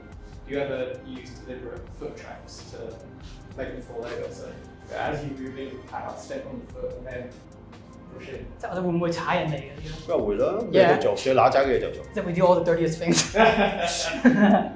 But now it's time to take revenge on him. we have a nice map. Yeah. 誒嗱，我勾你隻腳，你俾個右馬我，你俾個左。嗱呢個你揞住嗰度，你錄住佢嗰度。嗱，即係如果你係好 dirty 嘅咧，你褪後啲啊，等下Huanyan都睇下。嗱呢個其實我哋已經叫勾腳，白眉派嘅勾腳。你喺9步推嗰度都見到咧，好多人咧都係咁樣，然之後咧一抽咁樣，見過呢下未啊？ Have you seen this before? 咁呢下咧，其實就係點樣咧？係一勾，係一勾，係踢嗰度嘅。Dirty。Okay, I need to go home now. 嗱，知唔知點解要咁樣做 ？Why do we do this? 如果你好簡單，我一腳踢你，閃腳走，係咪？但係我唔係喎，嗱幾好，痛㗎，少少痛㗎。你睇唔到。You can't see it basically. It's not a big movement. Just 嗱，再嚟一落。So you can hit here. Yeah. 咁整咗。唔緊要，打我。Even. Sorry。唔緊要 ，That's kung fu, right? 係咪啊？所以其實白眉啲拳係好陰濕。So yeah, it's very dirty. I saw when you were doing your forms, shaking. Yeah. 呢個係佢嘅壞習慣。No, because it's a lot of you have to like pull it in, so it's shaking because it's hard to do it. But Sifu's done it for a long time, so it's like he's used to having that tension. Yeah, so you're not supposed to, but it's hard. Hang on a minute, isn't that the Huanyan Taiji guy we saw at Kung Fu Corner? It certainly was, and he was keen to share his art with us too. As our focus here is Hong Kong styles, you can find this in another video linked below.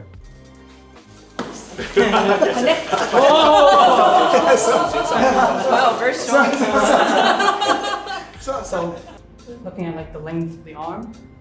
咁佢永遠打我唔到嘅。If I'm shorter than him, then it's hard for me to hit him because he has a reach advantage. So the length of the arm between me and he is called length, but all the same we call distance. It's quite different. So it's very short man, like very short hand, and someone is very tall. They are quite different between the hands, the length. So the short never hit the tall. So when they get the same distance like that, Yeah. No matter how long it is, he can hit me. 我衝埋嚟，嗱，起碼我都追到佢。So he can chase me perfectly if I go backwards. 所以咧，我哋唔贊成隻腳擘得太闊。So we don't like to have too wide of a stance. 因為太闊嘅腳咧係走唔遠嘅。Because it's kind of hard to move quickly in a really big stance. 所以我哋個腳咧係同個膊頭咧係。So it's a shoulder width our stance. 所以咁樣，一行嘅時候，嗱我哋咧一路水就。So like pouncing. 咁樣啫。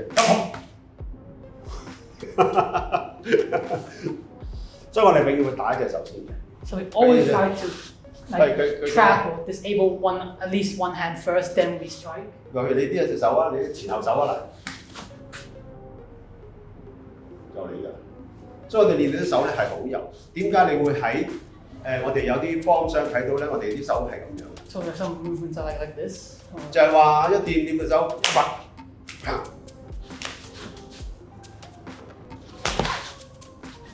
所以我哋會成日咁樣練習，就係話我哋大家一對手，呢個係我哋最主要攻擊打法。That's how we approach. OK， 咁同埋咧，有啲人咧啲手咧，我哋凡係見到，所以咧我哋咧係唔俾人爭，見到人哋爭咧，佢哋就好大機會受好大嘅傷害。So if we see them flirt their elbows out, we can do something about that. 我哋咧啲手咧，好多時咧，我哋係啲手啊。我哋叫驚彈，呢啲叫做驚彈。This is 驚彈。驚 is like scared, so it's like the force when you're like. 我哋佢咁樣一埋咧，咁佢好似你講長話，嗱你咁樣嗱。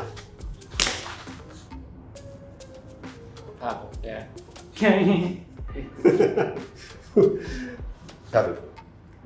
Fine, okay. Yeah, whips you forward. Yeah. So it takes you onto that second strike. Yeah. OK， 你隻手譬如話你 elbow， 你呢啲咧我哋咧會。Try. 我哋成日會咁樣練習嘅。So that's how we practice. 咁啊。Now. OK。有機會咧，我哋會係咁樣噶。Go out. 咁譬如呢隻手嚟。嚟嘅，雙曲。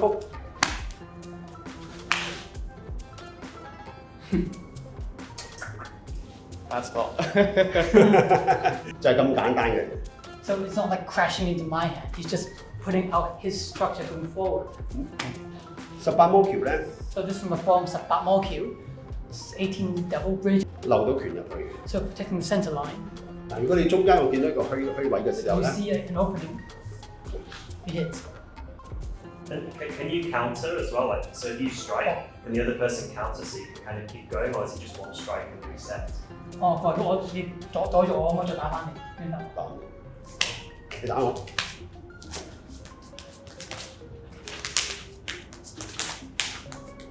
唔好力爭，專吉。It's like this. 嗱，我哋打拳咧唔會喺出邊入嘅，喺裏邊。So we don't go from the outside, go from the inside. 係最快。So it's the fastest way. Any questions about other things as well, or? So I have one question. It's a bit of a joke question actually, but okay. So in Back May, is it true you guys have a 5-point arm exploding heart technique?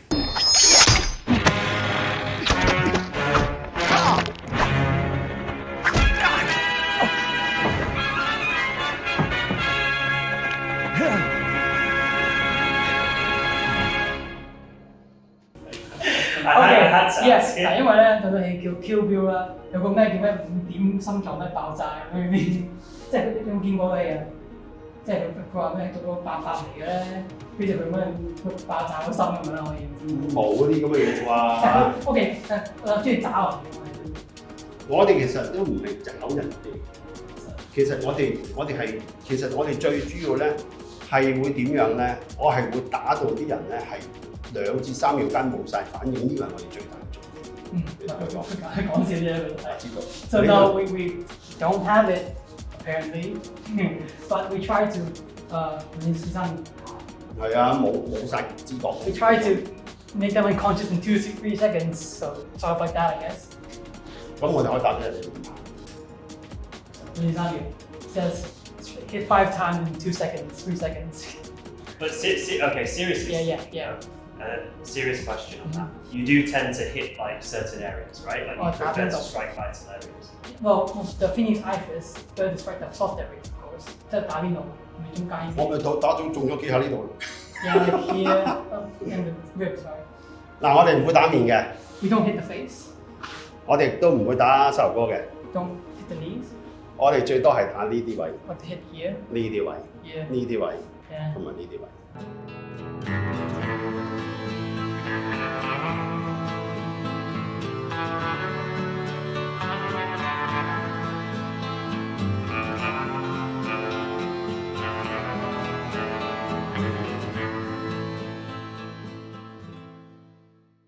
So Damien, when was the last time you were actually in Hong Kong? 2017, so what's that, 6 years ago, about this time of year. It'll be interesting to see how much has changed since then. Obviously, a lot has happened within the social and political climate since then. And you were there like right after the protests, right? Or during them? After some, it was a year after the kind of transition to China taking control of Hong Kong. It was before the really, really big ones. But yeah, things were quite kind of quiet about it. Everyone was like, oh yeah, it's great, we love it. And I think that's cool. So it was kind of still quite tense. Yeah. You can't really feel anything now, I don't think, at least, you know, not that we've experienced first impressions. But I mean, I've not been here since, I used to come all the time. So like from between 2007, 2009, when I was living in, first moved to China. And I was always on 90-day tourist visas, so I was constantly coming to Hong Kong to do a visa run. Yeah. And but yeah, that was before all of that. So yeah, it was quite different. That being said, I still think there's a lot of like Hong Kong's still got a lot of its own character. Like I was expecting from the way people have talked about it, I was expecting sort of, you know, to hear much more Mandarin being spoken, things feeling much more like mainland China. Yeah. Like when I was in Macau earlier this year, like Macau, other than the whole Portuguese influence, it does feel quite similar to mainland China. Whereas Hong Kong still has, like, I guess a sense of uniqueness. Yeah. It still has a lot of its own character. Yeah, definitely. Actually, last time I was here was during China Day, and we had hundreds and thousands of mainlanders going down to Hong Kong to do shopping, and there was certainly a sense of frustration around that. There's lots of people sort of descending into your shops. And I suppose like security and everything would have been pretty tight with it being National Day. Yes, yeah. So in some ways it definitely does feel a lot more chill now. It's quieter. Yeah. Yeah, security isn't as tight as it seems. But yeah, other than that, I don't think it feels too different. There's new buildings and like spruced up areas like you get anywhere in that time period. But it's still early days. Yeah, so we shall see. Indeed. While the predominant culture of Hong Kong is Cantonese, northern martial arts are also well represented here. In the early 20th century, many people fled mainland China to escape war, famine, and revolution, seeking refuge in what was then a British colony. Many prominent northern-style masters migrated to the more affluent south of China. A big driving force for this was the Jingwu Athletic Association, whose core mission was to popularise martial arts practice as a means of physical exercise and reinforcing a sense of Chinese identity in the newly founded republic. We wanted to also take a look at some northern styles, and were invited to the Mizong Luohan School of Master Douglas Lau at the South China Athletic Association. Master Lau's father, Lau Tongyim, came from Shandong province and migrated to Hong Kong in the early 20th century. He learnt the art of Mizong Luohan from Yip Yue Ting, a native of Tangzhou County in Hebei province who was affiliated with the Jingwu Association. Could you maybe just introduce what is Mizong Luohan Quan? Yeah. The Mizong Luohan after the Second World War, is my grandmaster coming to Hong Kong. And when they come to Hong Kong, he got nothing to do, just try to find a job. But he's lucky, come to South China here, he just only for security. Because he showed the master, showed the chief that I only learned the Mijong Kung Fu. So the officer here promised him to stay here. And then for the bodyguard. He joined many competitions, he got the champion. So the chief officer here, they know that, Mr. Yi, your Xiaolan Kung Fu is very well.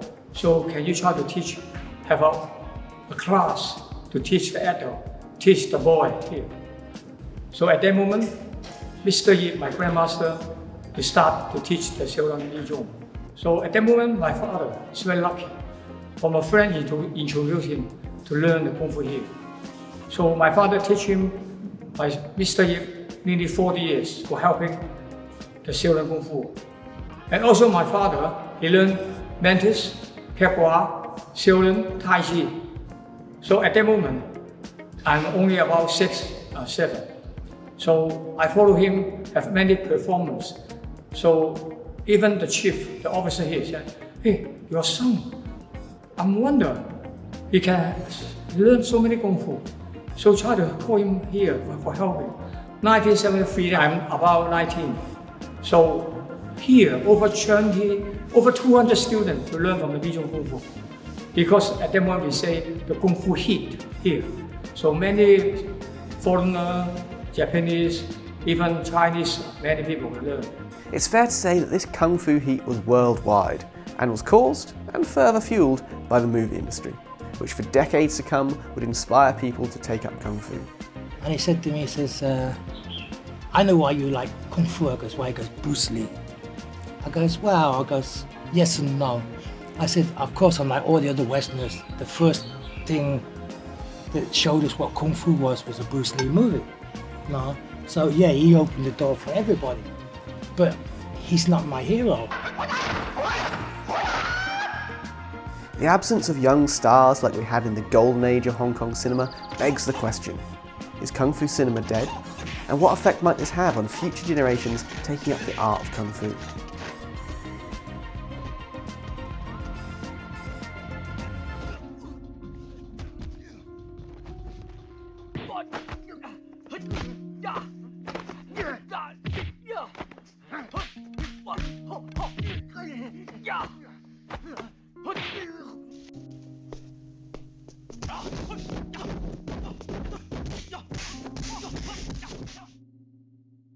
So when my father getting older, I'm taking charge here, nearly 40 years.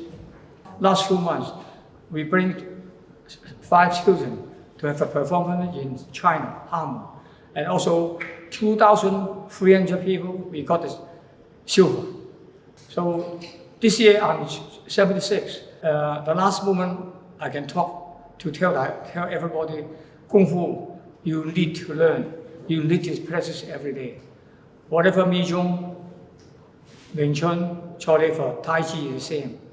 We say, my father's movement, every day practice 8 hours. 8 hours. Not only 1 month, 3 months, for the whole life. Thank you so much. Thank you. You're welcome.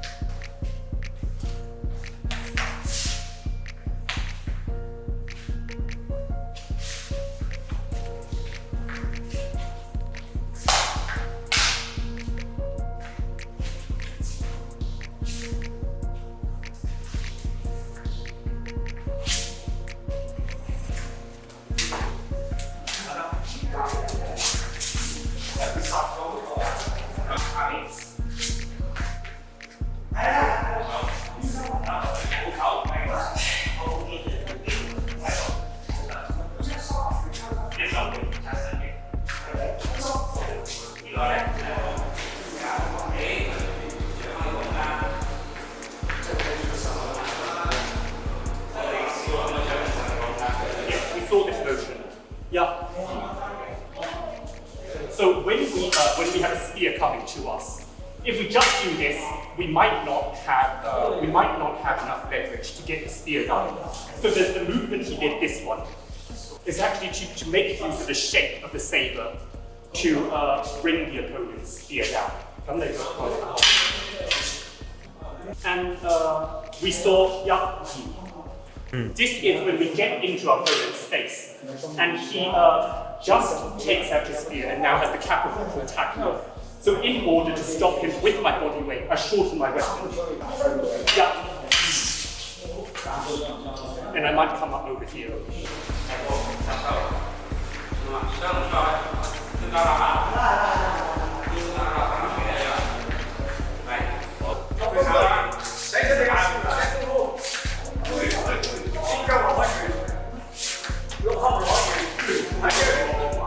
You say, let it be score.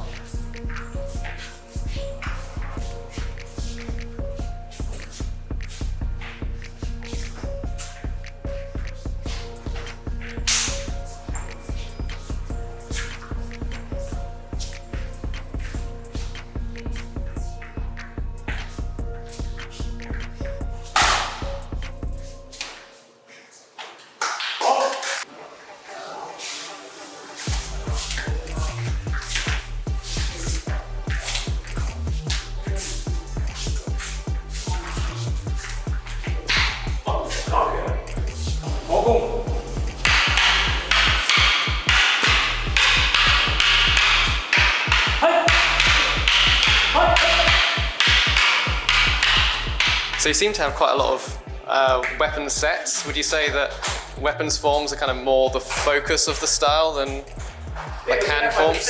Here, I would say so, and different practitioners of our styles, so different people you see tonight. We specialise in different things. We're someone who specialises in the spear, we're someone who specialises in the saber, we're someone who practices the hard body kung fu, the Lohan kung fu. Yeah. We also have someone who does the like kung fu. Personally, I am not very good with bare-handed forms, the bare-handed technique, so I do weapons. I'm better at. Fair enough. Yes, I'm better at these things. This weapon come from really because of Qing dynasty. At that moment, in the war, we say another country have many strong person, horse, but another country get no horse, just have this like this saber. So how to attack the enemy? We use this saber to cut off the horse, the dummy, and cut off the horse's leg. So this is very famous. And this is modeled after a bamboo weapon that was brought from the north by that opening grandmaster. It's called the zamahu, the horse-cutting saber, and the shape of this weapon is not a conventional zamahu, but is unique to our school, like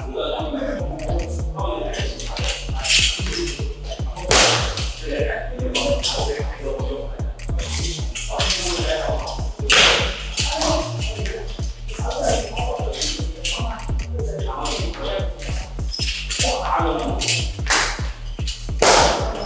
Whistling went, and the management of the distance is very important. So just now, you saw this motion.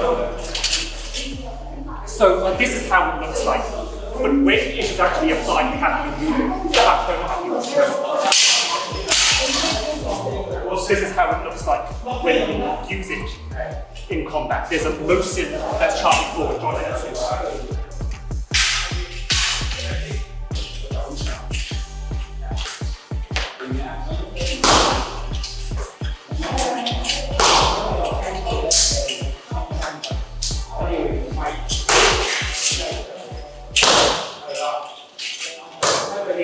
This form ends with the motion.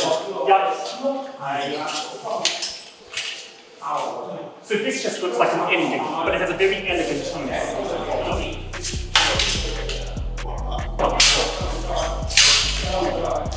James, shall I call James Fall.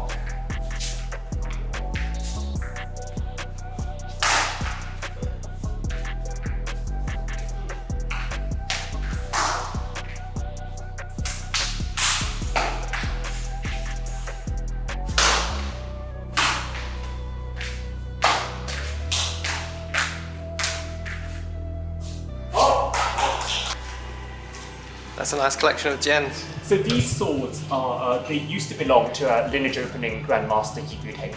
So he brought it to Hong Kong from the north of China, in the Hebei province, and he used them when he was a member of the armed escort, and they're rumored to be cursed. So those who have used this sword to practice, they've been afflicted by all sorts of strange illnesses, and therefore we keep it here, and we try not to have anyone touch them. Okay, I'm very afraid of going anywhere near that. I'm not even going to go any closer than I am now.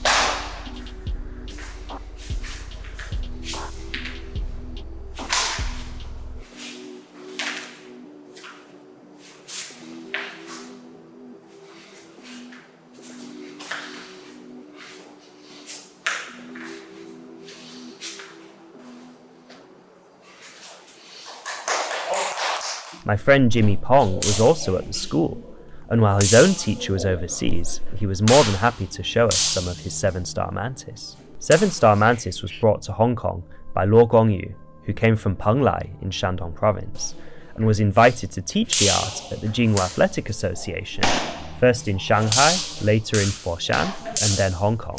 If you're practicing 7-star mantis in the West, chances are it came from him.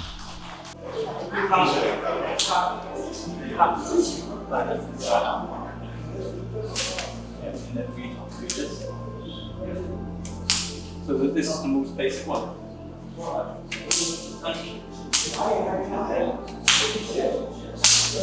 And then we increase strength.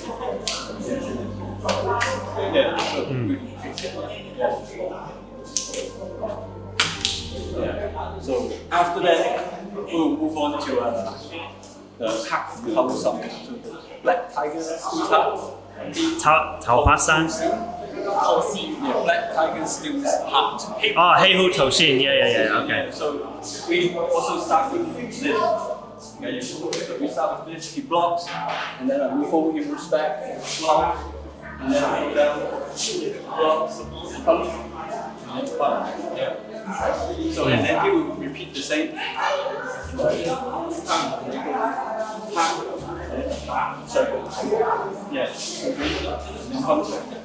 Yeah. So When you do these basic drills, do you have like follow-up techniques?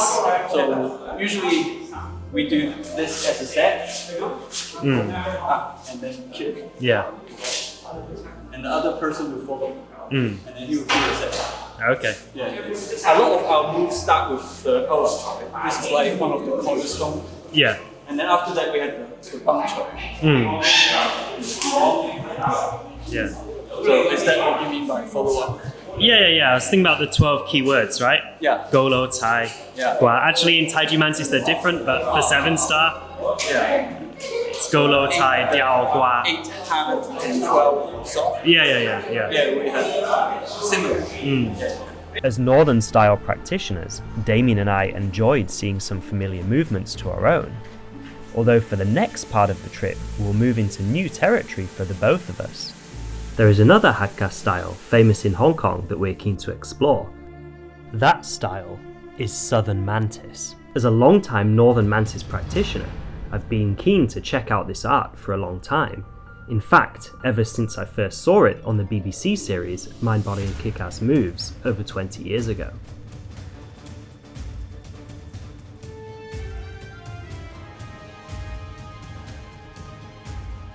Confusingly, Northern and Southern Mantis have absolutely zero connection, either historically or technically. They are about as different as you can get, and it's pure coincidence that they're both named after the same insect. There are several different styles of Southern Mantis, each one being quite different. Probably the most widely practiced is Jiaoga, meaning Jiao family, which came to Hong Kong via Lao Soi in the early 20th century. One of his students, Ip Soi, was instrumental in promoting the style, and it is his younger son, Yip Bat Wing, that we're about to visit. It felt surreal being invited to film in the same school I'd seen on TV all those years ago. We were joined by longtime Southern Mantis practitioner and fellow YouTuber Arthur Luck, who was kind enough to help us with translation. I'm the second son of the Grandmaster Yip Soi. Our Kung Fu is called Jiaoga Mantis. I want to tell you the main purpose of our Kung Fu. Our Kung Fu is to want to get a power. The power, everybody have it, but this power, if I ask you to push out, you cannot. When you touch the electricity or fire, this power can kill a person. Our Kung Fu system is to training to get this power. For example, if I attack him like that, he will like that. No, this is not the first class. If I hit him, he will feel it that just like a car. Both foot to lift the ground. But it's the second grade, Sambo Jin. You will see from his formula, you see his power. Sambo Jin is the foundational form of Jiaoga, and I can't help but see the similarity to the various Sanjian forms I've seen in the Fujian arts.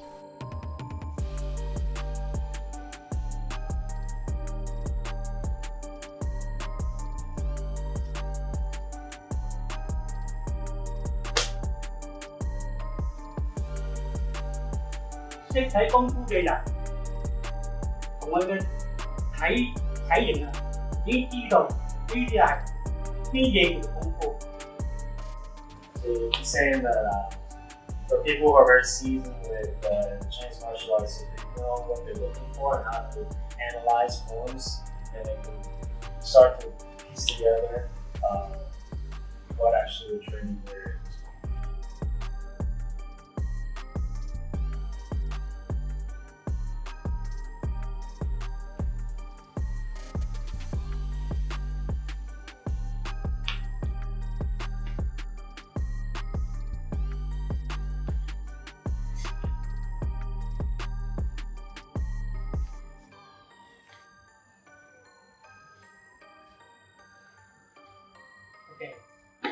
This is the last baby. We can say the first grade, the last formula, but so. That's how was in with a hand. With a hand, yeah. Right. So this would be in terms of the beginner stage. This is towards the latter end of the beginner stage. What you would learn.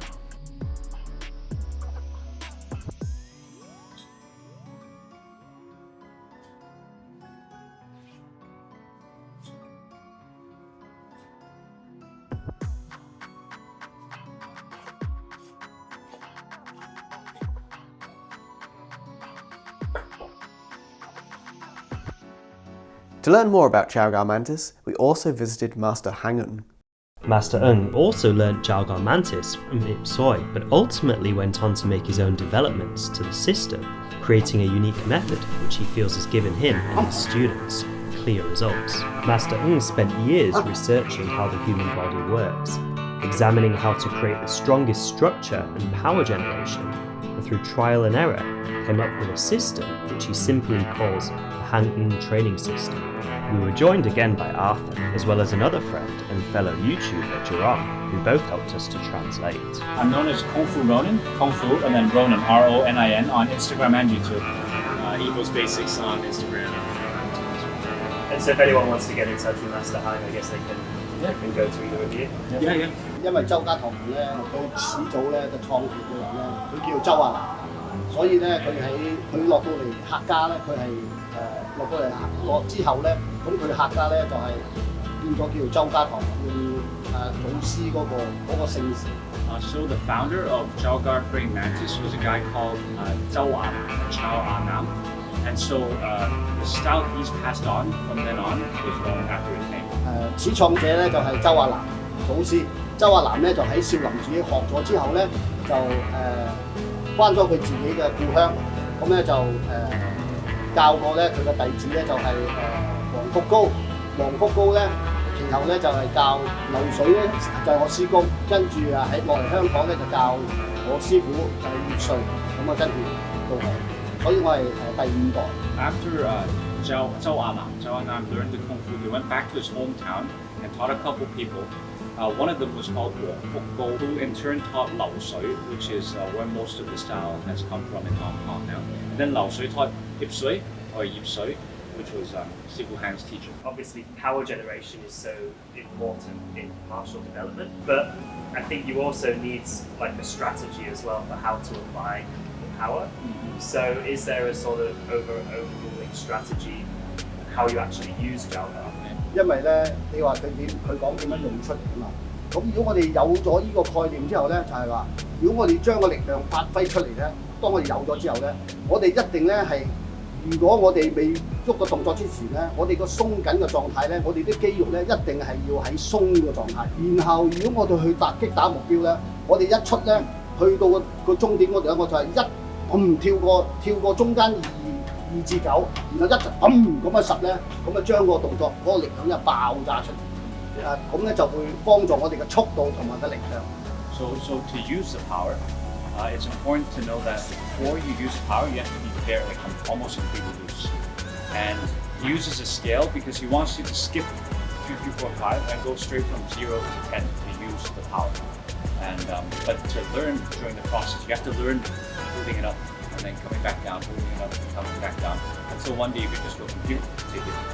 另外咧就係話，如果我哋要用出嚟咧，嗰個快慢咧，首先咧就係要由個距離嚟決定嘅，有個距離，即係如果我哋嘅距離越近嗰個目標咧，咁我哋咪要越快。但係視乎咧，我哋能唔能夠喺個咁短嘅距離咧，喺個鬆嘅狀態咧，一跳去緊嘅狀態咧，咁呢樣就係我哋喺猜手咧，我哋係。有啲訓練入邊咧，可以練到呢一樣嘢，所以我哋咧可以喺好短嘅距離就發力，唔使隻手拉後。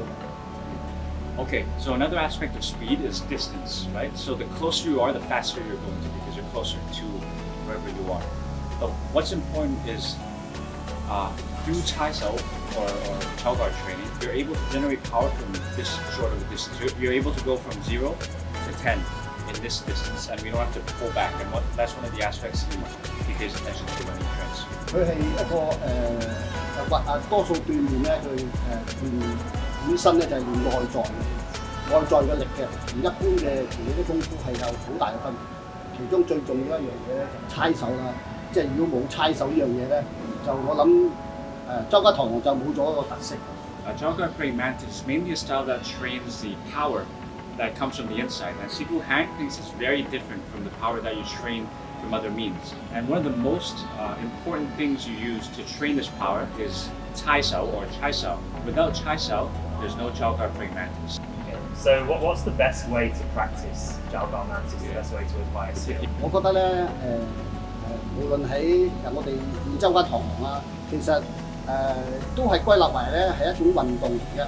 咁運動咧最重要嘅元素咧就係要有力量。No matter what martial arts you practice, it's a sport. It's an exercise form. It's a sport. So one of the most important aspects of sport and exercise is power. 如果我哋冇一個方法係鍛鍊去增加我哋嘅力量嘅咧，改善我哋嘅唔抵咧，我哋係一個弱嘅身體啊，或者一個狀態咧唔係咁強嘅，嚟提升佢嘅力量。因為如果我哋冇力量咧，你識任何嘢、任何動作都係等於零。As a martial arts style or as an exercise, you need to have a way to build up power, to strengthen yourself, to make yourself go from weak to strong. So he believes that if you don't have a way to train power, your moves are all empty. It doesn't matter how many moves you do, without the power behind it, there's no point in the techniques you learn. And that's why it's one of the main focuses of Sifu Mantis. Aside from his impressive iron body skills, one of the core elements of Master Ng's system is structure testing to gain real-time feedback on how well the body is connected. As the student develops, the amount of pressure and resistance applied will be increased. Once the student has these basics down, they can then begin to explore the applications. 周家螳螂咧入邊咧，其中最寶貴嘅一樣嘢咧，就係猜手。咁咧，我初學嗰陣時咧，就係話，依猜手能夠鍛鍊出嚟一個力量咧，就係我哋喺日常咧做任何運動咧，都係我未發覺到係有一種力量咧，好似周家螳螂練猜手嗰種力量嘅。Within Chalgar praying mantis, there's a lot of things in the syllabus. What he thinks is one of the most important is tai sao or grinding hands. Grinding hands, when he learned it, was capable of developing a power that's very, very different from other things like lifting weights or push-ups or things like that. And that's why he thinks it's one of the most important exercises in mantis.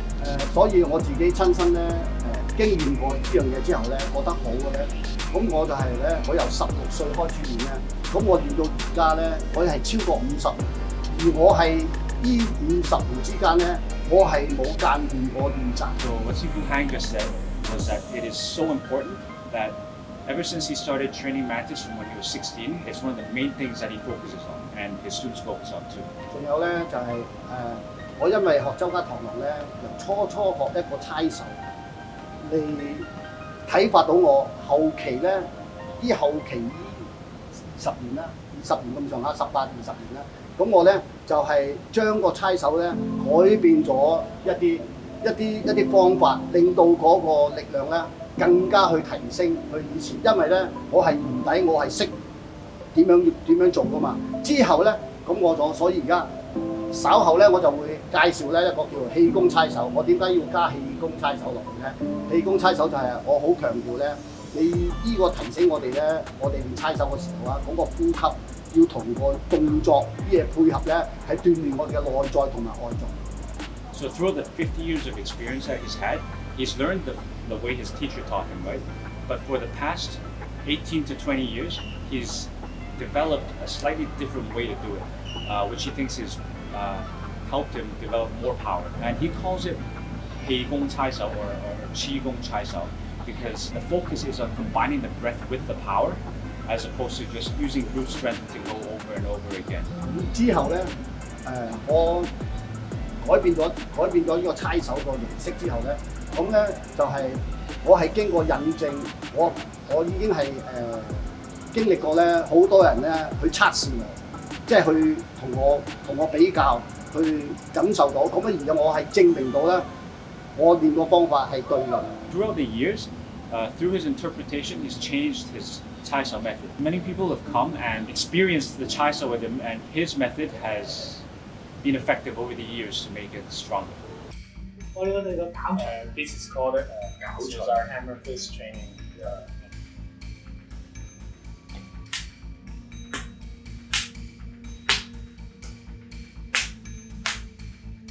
So it's building up not only the hammer strike, but also Okay. the palm. Okay, you come here. It's my turn to get hurt today. That's here. Okay, get that. Okay. 全部唔好大啦。要得嚟啦，要動得。to receive my power. Oh, use power. Use power. So I Okay. just keep my hand up. Okay, yeah. Ow. One more. Can I change hands? God, it's okay. Then, Yeah. I see. if you hit Here, yeah. here, Yeah. I will run away. I will not stay here. Yeah, for sure, definitely. I don't want to be hit by that in the face. 或者我哋俾啲氣功先好冇？氣功。 So now he wants to show some different qigong exercises.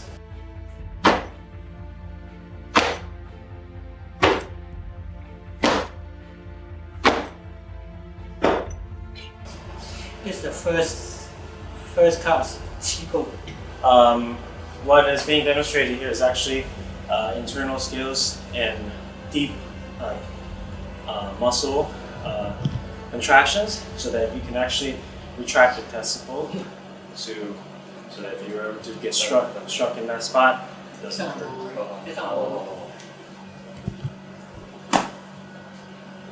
Here demonstrating iron body conditioning.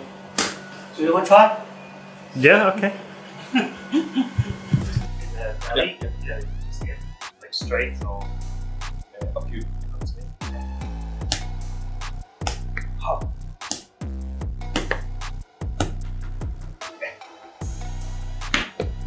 Okay. Who needs a punch bag when you have guys? So I asked my student to show the yoga mantis stick formula.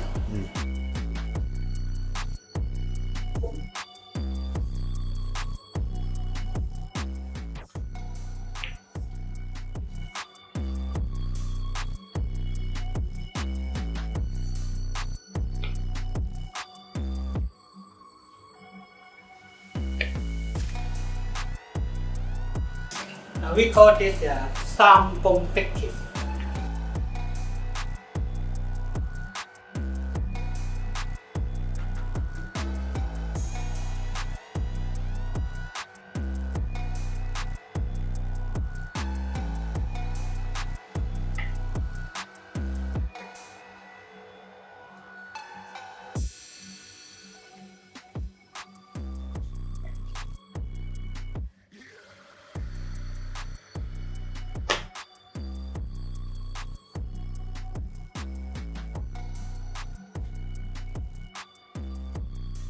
He's showing the leg power. The leg, the neck, the throat. The leg power. Yeah. Many people put in here. It's not proper way. I will put here. Actually on the Adam's apple. Yeah, on throat. Ouch.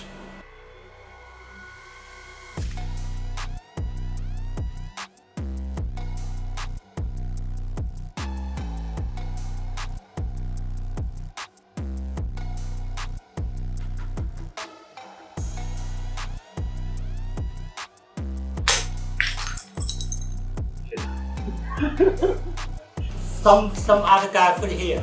Yeah. Chicken. I've seen that, but this is completely different.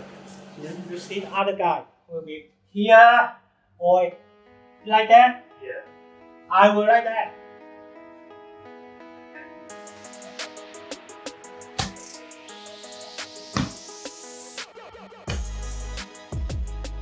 See? How long does it take you to develop this? Year. About a year. At least this. But I haven't done it for years now. Oh. So these are in Chinese it's called iron rulers, but in the West we just call them sais from the Japanese name. So we just want to demonstrate our set.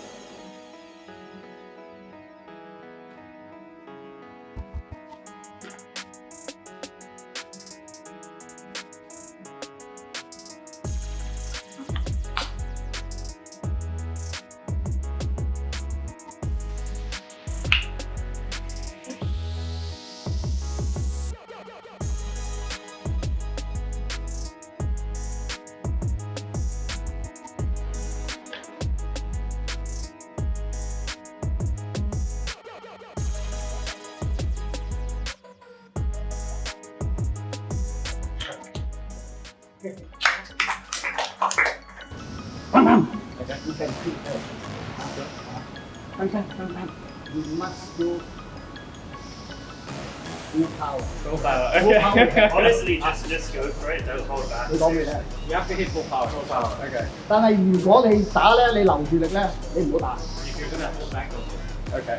因為你留住力咧，你會今晚翻到去咧，我留住力啫，我未出盡力啊嘛，出盡力啊唔係咁噶啦。 Because you won't be convinced, and when you go home, you'll be thinking, oh, I held back. It's just like 70%, maybe if you go 100. It's just go 100. Okay.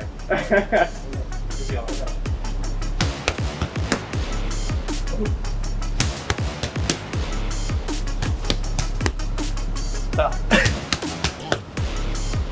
Wow, well done. You don't need a heavy bag when you got left hand, right? 跟身就一樣嘅啫。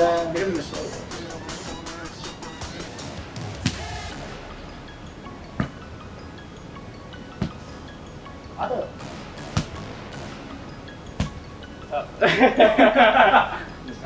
Yeah, wow. Really?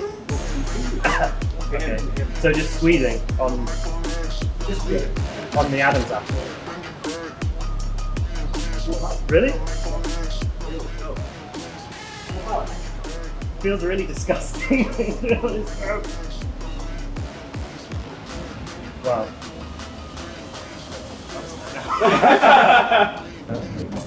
Yes, from inside. Yeah.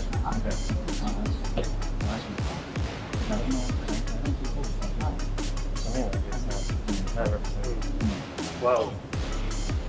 It's like, popped my fingers out of it. I had my fingers like fully under his ribs, look. Like fully up and in. And I'm really like squeezing his ribs and he just popped my fingers straight out. Try that, Damien, that's crazy. Like really dig your fingers up, seriously. Wow. That's crazy, isn't it? No, Yeah. you can't do it. Right.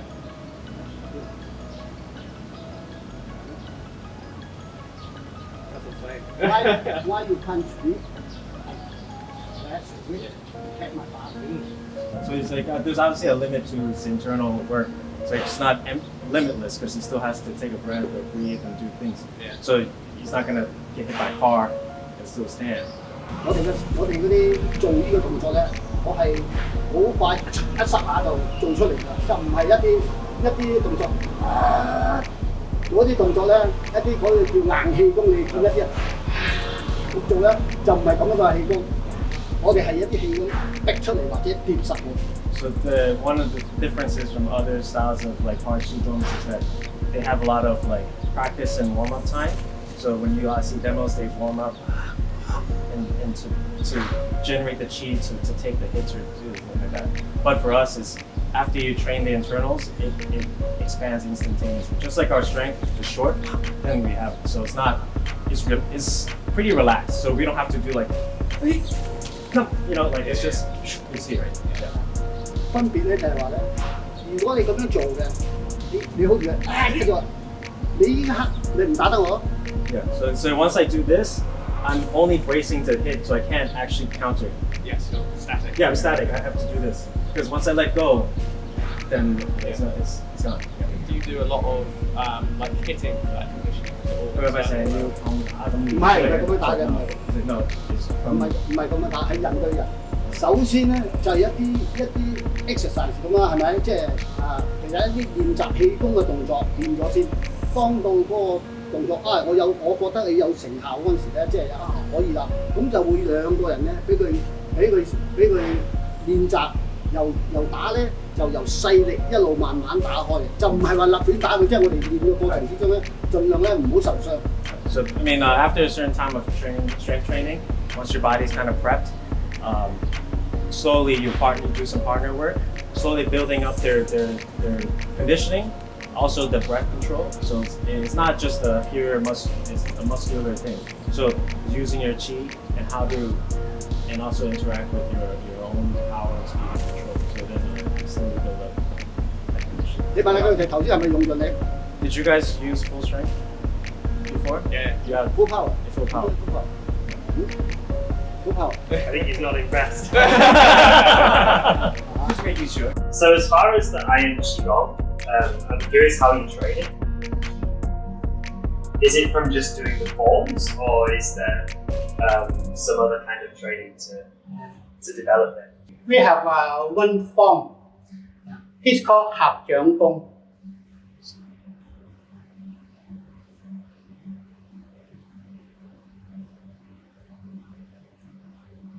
You see his body. You see his body. So here, even though it looks like we're just moving our hands, it's actually a body training exercise, right? From superficial, you just see two of us is just put the power in the head. So, but at the same time, we're clenching our stance, our pelvic floor, and then continues up throughout the rest of our body as a kinetic chain. Okay. So not just the hands doing Except this. Because actually, if he's very strong, my hands won't be able to close it. this way. Yes. I want to go to the toilet. The toilet, someone there. There's basic to training the qigong. So you're squeezing all the muscles. Yeah. And also about the kicking to the groin. So you're training the muscles to pull them inside, or what's happening? I hold automatically, not the muscle. Just the ball already go up. No need. Wait a minute. No. But you fighting when you're fighting with someone. Wait a minute. No way. So you're training it. I mean, you're building up your energy, also your breath work, and obviously it's going to take muscles to move things, but it's instantaneous retraction instead of just doing this. So if you need it pulls out. Only for preparation. You can control it. And the way for training this is within, I think that's my main question about most of the hard Qigong is, the hard Qigong is contained within all the forms that you're doing, because a lot of the forms you're using a lot of power. Yeah. 4 or 5. So you're saying yes. The basic is just like they performed before. The basic.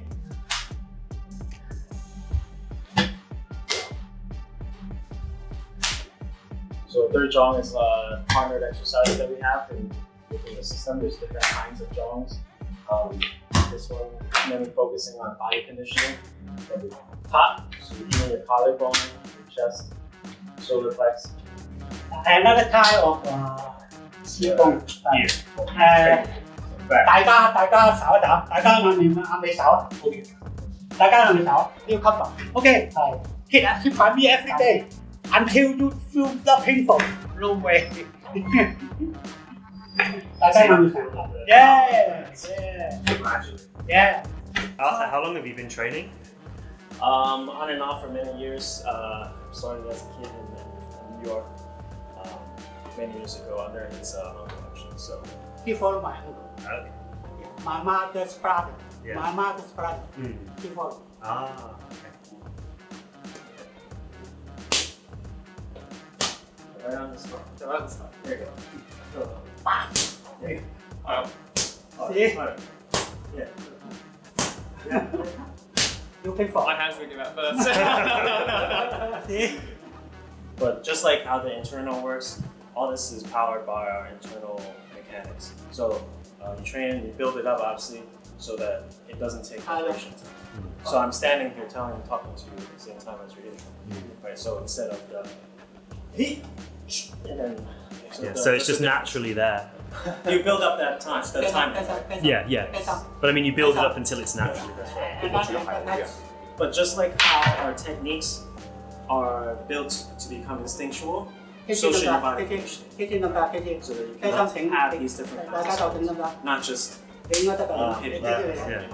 You have to receive it too. I think we should also touch on our strikes this morning, because people watching, they might think, oh yeah, they said they're doing it with power, but they were maybe holding back, but we weren't. Well, no, we were definitely hitting it. Yeah, the punches that I was throwing to his ribs, that was as hard as I was comfortable punching without hurting my wrist. You know, if I had gloves and wraps, then sure, maybe I could hit harder. But barehanded, that is as hard as I could punch, and yeah, I could feel it in my hands. You know, Yeah. he was rock solid. And his throat as well. When I was pushing, I mean, I was pushing so hard that my thumbs were almost bending back. So yeah, very impressive iron body. Yeah. The iron body and power methods of Chow Gar Mentis could appear to be just a party trick, but when you understand how the style is applied, its importance is clear. Okay, I'm gonna get strangled for the first time. Wow, yeah. Okay? Yeah. Well done, impressive. Ready? Very strong. 我哋練力嗰陣時咧，因為呢個嗱，首先我哋要練習咧要清晰，因為如果我哋嘅目標係點樣去練個力咧，咁嗰個架構咧，嗰個架構嘅練法咧就係非常之重要。Okay, so when we train, you have to know what we're trying to do. So for this exercise is to build up power. So the structure has to be efficient in helping you train your power as opposed to moving yourself above. So first it stance. OK， 咁我哋將兩隻腳咧打開嚟咧，我哋兩個腳咧企喺我哋嘅肩膊上。So the feet should be at the shoulder level. Yeah. The toes should be pointing forward. And then if you're using your right hand, you put your right foot forward. 係嗱，踏前踏幾多咧？踏前踏幾多咧？就係話喺我哋隻腳趾前邊，呢度有條線喺度，我哋嘅腳踭喺呢條線，即係話喺後邊嘅腳趾嗰度線。So the heel should be at the line of the back toes. 企喺度咧就係話咧，嗱，我哋呢個馬咧叫三角馬。And this is called the triangular stance. 嗱，點解叫三角馬咧？而家我哋嘅身體嘅重心咧，就係佢喺兩個喺嘅中間，身體嘅重心。So your balance is right in the middle. Yeah, that's why you call it the triangular stance. 好，兩個膝頭哥咧就唔好，你嘅身體咧要有起直嘅感覺，即係硬起嚟。It's important for this stance that you're not sinking down, but you're pushing up from a lower position. So because he wants the heart to come up. Okay. 如果你嘅膝頭哥咧，你回尾曲就伸直先，係佢伸直先。Okay, so try this. Straighten your knees. 如果我哋嘅膝頭哥關節伸直咧，就發唔到力。If they're straight, you can't generate power. Yeah. 咁咧，我哋就會將個膝頭哥咧嘅關節咧微微地曲，So bend it slightly. 我哋嗰個感覺咧仍然係升起嘅。So even though you bend, the feeling has to be like you're pushing up. You just want the power to come up. Yeah. 咁咧，如果你試下曲多啲，你會發現一個臨界點咧，你會係跌低嘅。Okay, so if you test yourself and you go lower or higher, you'll find so there's a range where you start going downward and up. Right. And then 佢隻腳咧，個力咧就唔可以發揮整體力啊，由個地下傳上。So when you reach that point, you end up not being able to push up. Yeah. So you're trying to find the point where you're strong and pushing up, as opposed to sinking down because you want the power to come up. So part of the test of the structure is to lower yourself a bit, come up a bit, so you know where the right is. Yeah, so you'll find it. 叫佢而家保持呢個氣喺度，咁佢向前拱。Okay, keep the stance, push forward.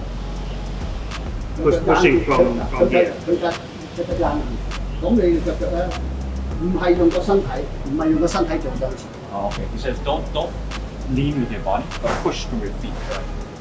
Let you feel it coming from your legs.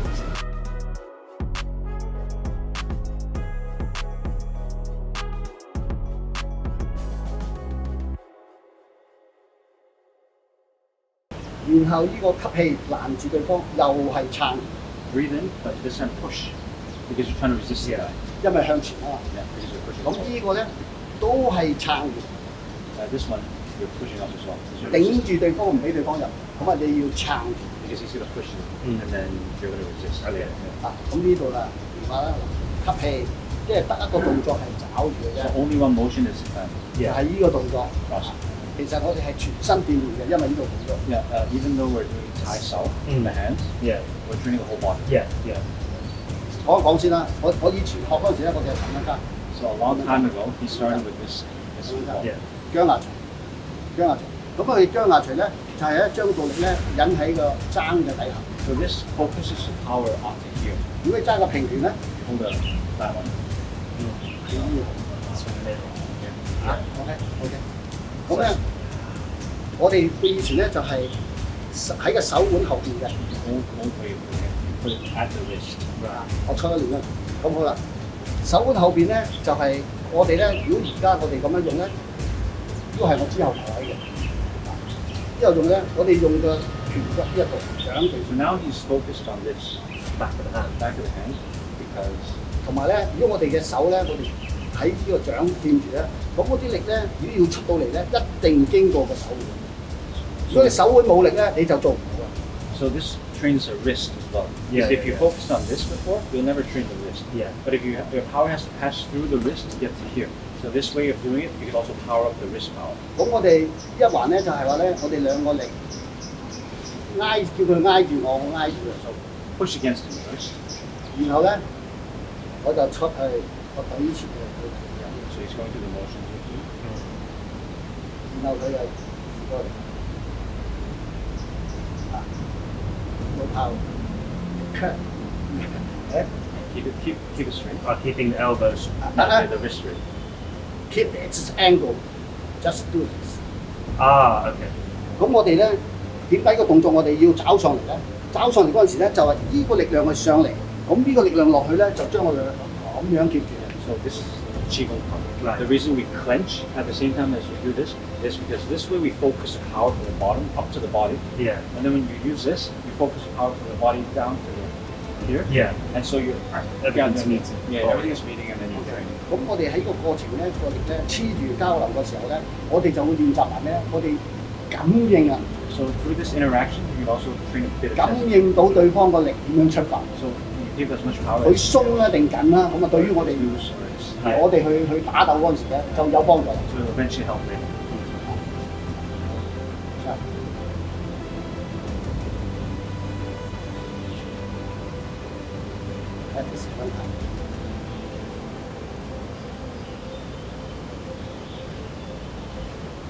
知道點樣喐之後咧，咁你就要我做呢個動作，你嘅對方就要俾壓力攔住我。So you have to try stopping using the same movement. Then try stopping him from moving forward. 頂住我，一路頂住我身。係我做啊。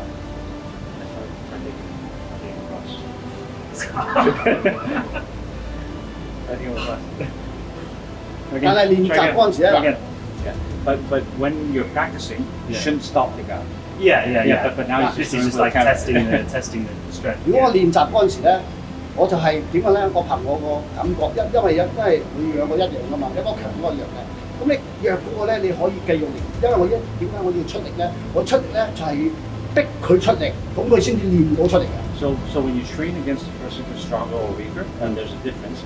The person who's not as strong has to use all the power. Yeah. And the stronger guy has to use, say, like 10% more. Yeah. So that he guides you and makes you bring your 我 power. 就係練緊嗰個感應咧，我咧就係控制住我力度放幾多咧，嚟啱俾佢喐到。So both people benefit. 我控制緊我力，我就練緊一 part。 So he's training sensitivity and how much power to control. Yeah. And you're training your power.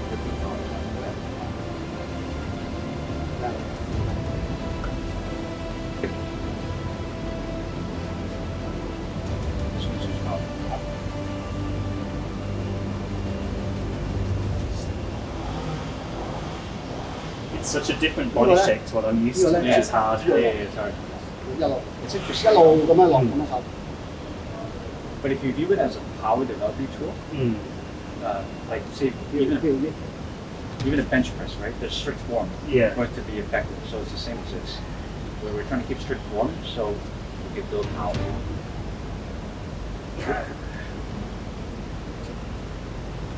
Push forward.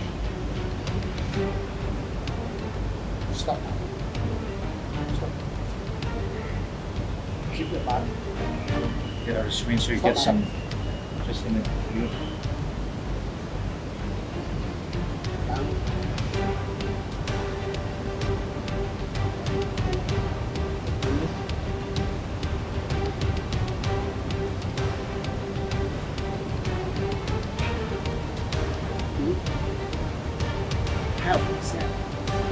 With both hands. It's going to be the same.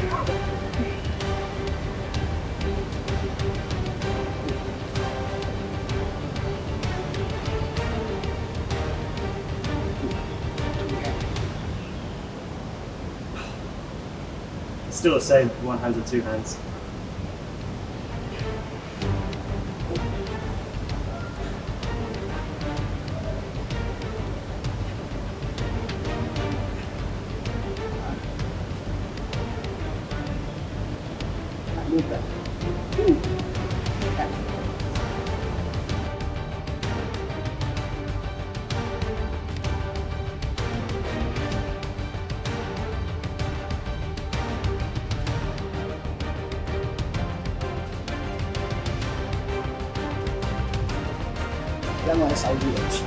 This guy's pushing it to his fingertips. Yeah. That's rock solid. Maybe we should see the guys who know the style, see the difference. 咁咧，你嘅手咧，呢個力咧就係頭先咧，一定係要慢嘅，配合個呼吸嘅，配合個呼吸嘅。咁咧，你話俾佢聽，我唔係打佢。He's not hitting you. 嚇俾佢感受下嗰個力咧。頭先我哋講到話1對10嗰啲啊嘛。He says from 0 to 10. 好啦，咁我而家呢度好近好要近嘅，其實掂住佢，我唔拉後。He's not pulling back, so he's touching you. 因為我攞住嘅，佢有個力量咧，去擁埋佢嘅。So he wants power all to go forward. Yeah, don't go into the wall. Yeah. 企好啲，要企好啲係啦。Be too hard. You shouldn't go like that. 有擁埋佢嘅，咁咧佢咧一陣咧叫佢咧，你自己唔好俾佢擁啊咁啊。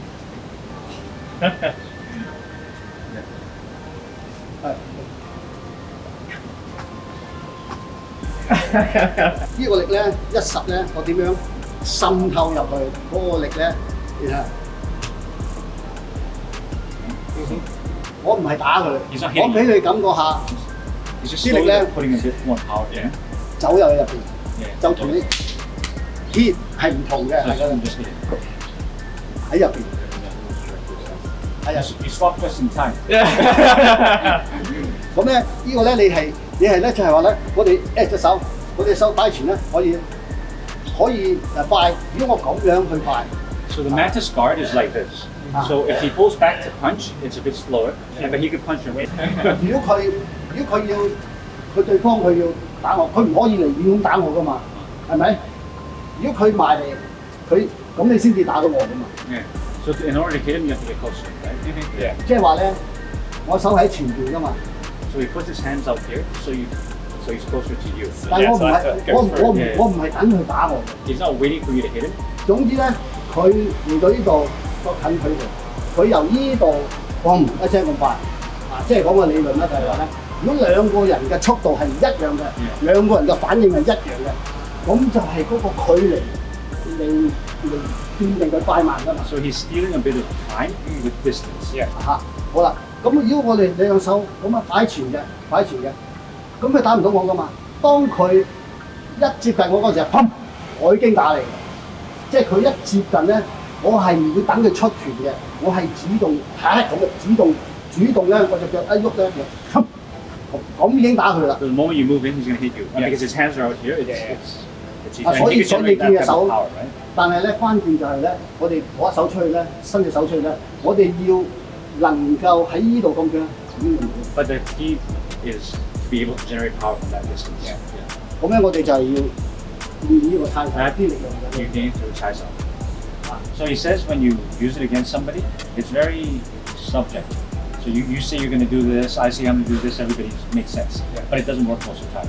If he just touches you before contact, then you just hit him at the same time. 咁我做法咧就係話，首先咧，無論你嘅手點樣擺，我哋有啲方法咧，我就係假設佢而家係咁樣嘅，隻手係咁樣。So it doesn't matter how you put your hands. He has some ways to close the guard. 我首先咧就係要揾方法咧攔截咗佢手先。So he has to intercept your hands. Yeah. 攔住佢手咧，然後假設佢隻手如果咁喺一個動作，如果我攔住佢，咁佢我掂佢隻手咧，呢度咧，佢咪出唔到拳咯。但係唔好掂一隻喎。So he wants to seal both hands. 我咧一攔佢嗰陣時，我係會進逼嘅。So when he intercepts, he enters. 唔俾佢轉手，得嘅。咁樣做，呢度咁樣。我唔係話，你諗下，如果一啲動作咁快嘅，砰咁樣攞嘅，你邊有時間話咁又咁又咁啊？ So he says in movement things are really fast, right? There's no time for you to go this, and that. Yeah, 係用唔到嘅。It's impossible. So he does what? 攔住佢咧就係話，哦，4個方向嘅啫，即係由外邊嚟， So there are only 4 directions. 由外邊嚟， Out to in, 由入邊去。 from in to out. 咁喺入邊去咧，我哋做啲動作咧，一定咧唔能夠喺出邊咁樣淨係咁樣做。So when you enter, you can't just flap around on the outside. 隻腳咧一定要喐， Your feet 一 have 定 to 要 move. 逼向前。如果我喺度喐，咁佢隻手會轉，會周圍。 So if he doesn't enter, 我一入去咧，我就我就咁樣啦， if he enters, then you can't come 我就 back. 逼埋你，令到你唔能夠企喺度， Yeah, but if he enters, then he has to make sure you lose balance as he hits you. 我就可以喺度喺呢度，我手頂住， Yeah, 我手 so, 頂住。 so you can have a frame and hit at the same time because of the power. 佢已經唔可以轉手啦，我一逼，咁你咪企穩啦，咁樣打你，我隻手打你咧，我唔會話，咁樣打你，如果咁樣打你伸直拳啦，咁佢咪即刻甩手咯。Yeah, so if he 我係 doesn't, 我係逼住佢咁樣打嘅，呢個用個勾拳打嘅。 so he frames you and then hits you with the frame. So he doesn't go. 咁咧，我哋就係話咧，一定咧就係盡量咧，我睇個位置咧，我就係會好主動攻擊。 So depending on how you're standing, he just hit you. 其實就係你呢個係一個一定要主動咧，唔好俾對方牽引。 So the idea is to be proactive and not let the guy lead the way when you fight. 如果佢假設我想哇喐佢喎，佢知道喎，佢即刻喐㗎。首先我應該喺上邊落咧，佢冇或者喺度出拳㗎啦。 He says, okay, see, even if he does that and you start reacting to move back or something, he's sealed off the top for now. 佢可能咧即刻褪後。 So you might step back.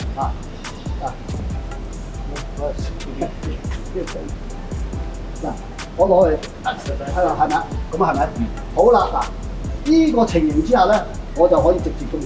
So in this situation, he's created the opening for a direct attack. 因為你係喺同一時間準備嘅狀態之下。 Because you're prepared for something else, you're like too busy stepping back. 因為大家未出手之前咧，係公平嘅，你可以出，我可以出，係咪？ Because before we start, you're equal, right? You could strike, you could strike.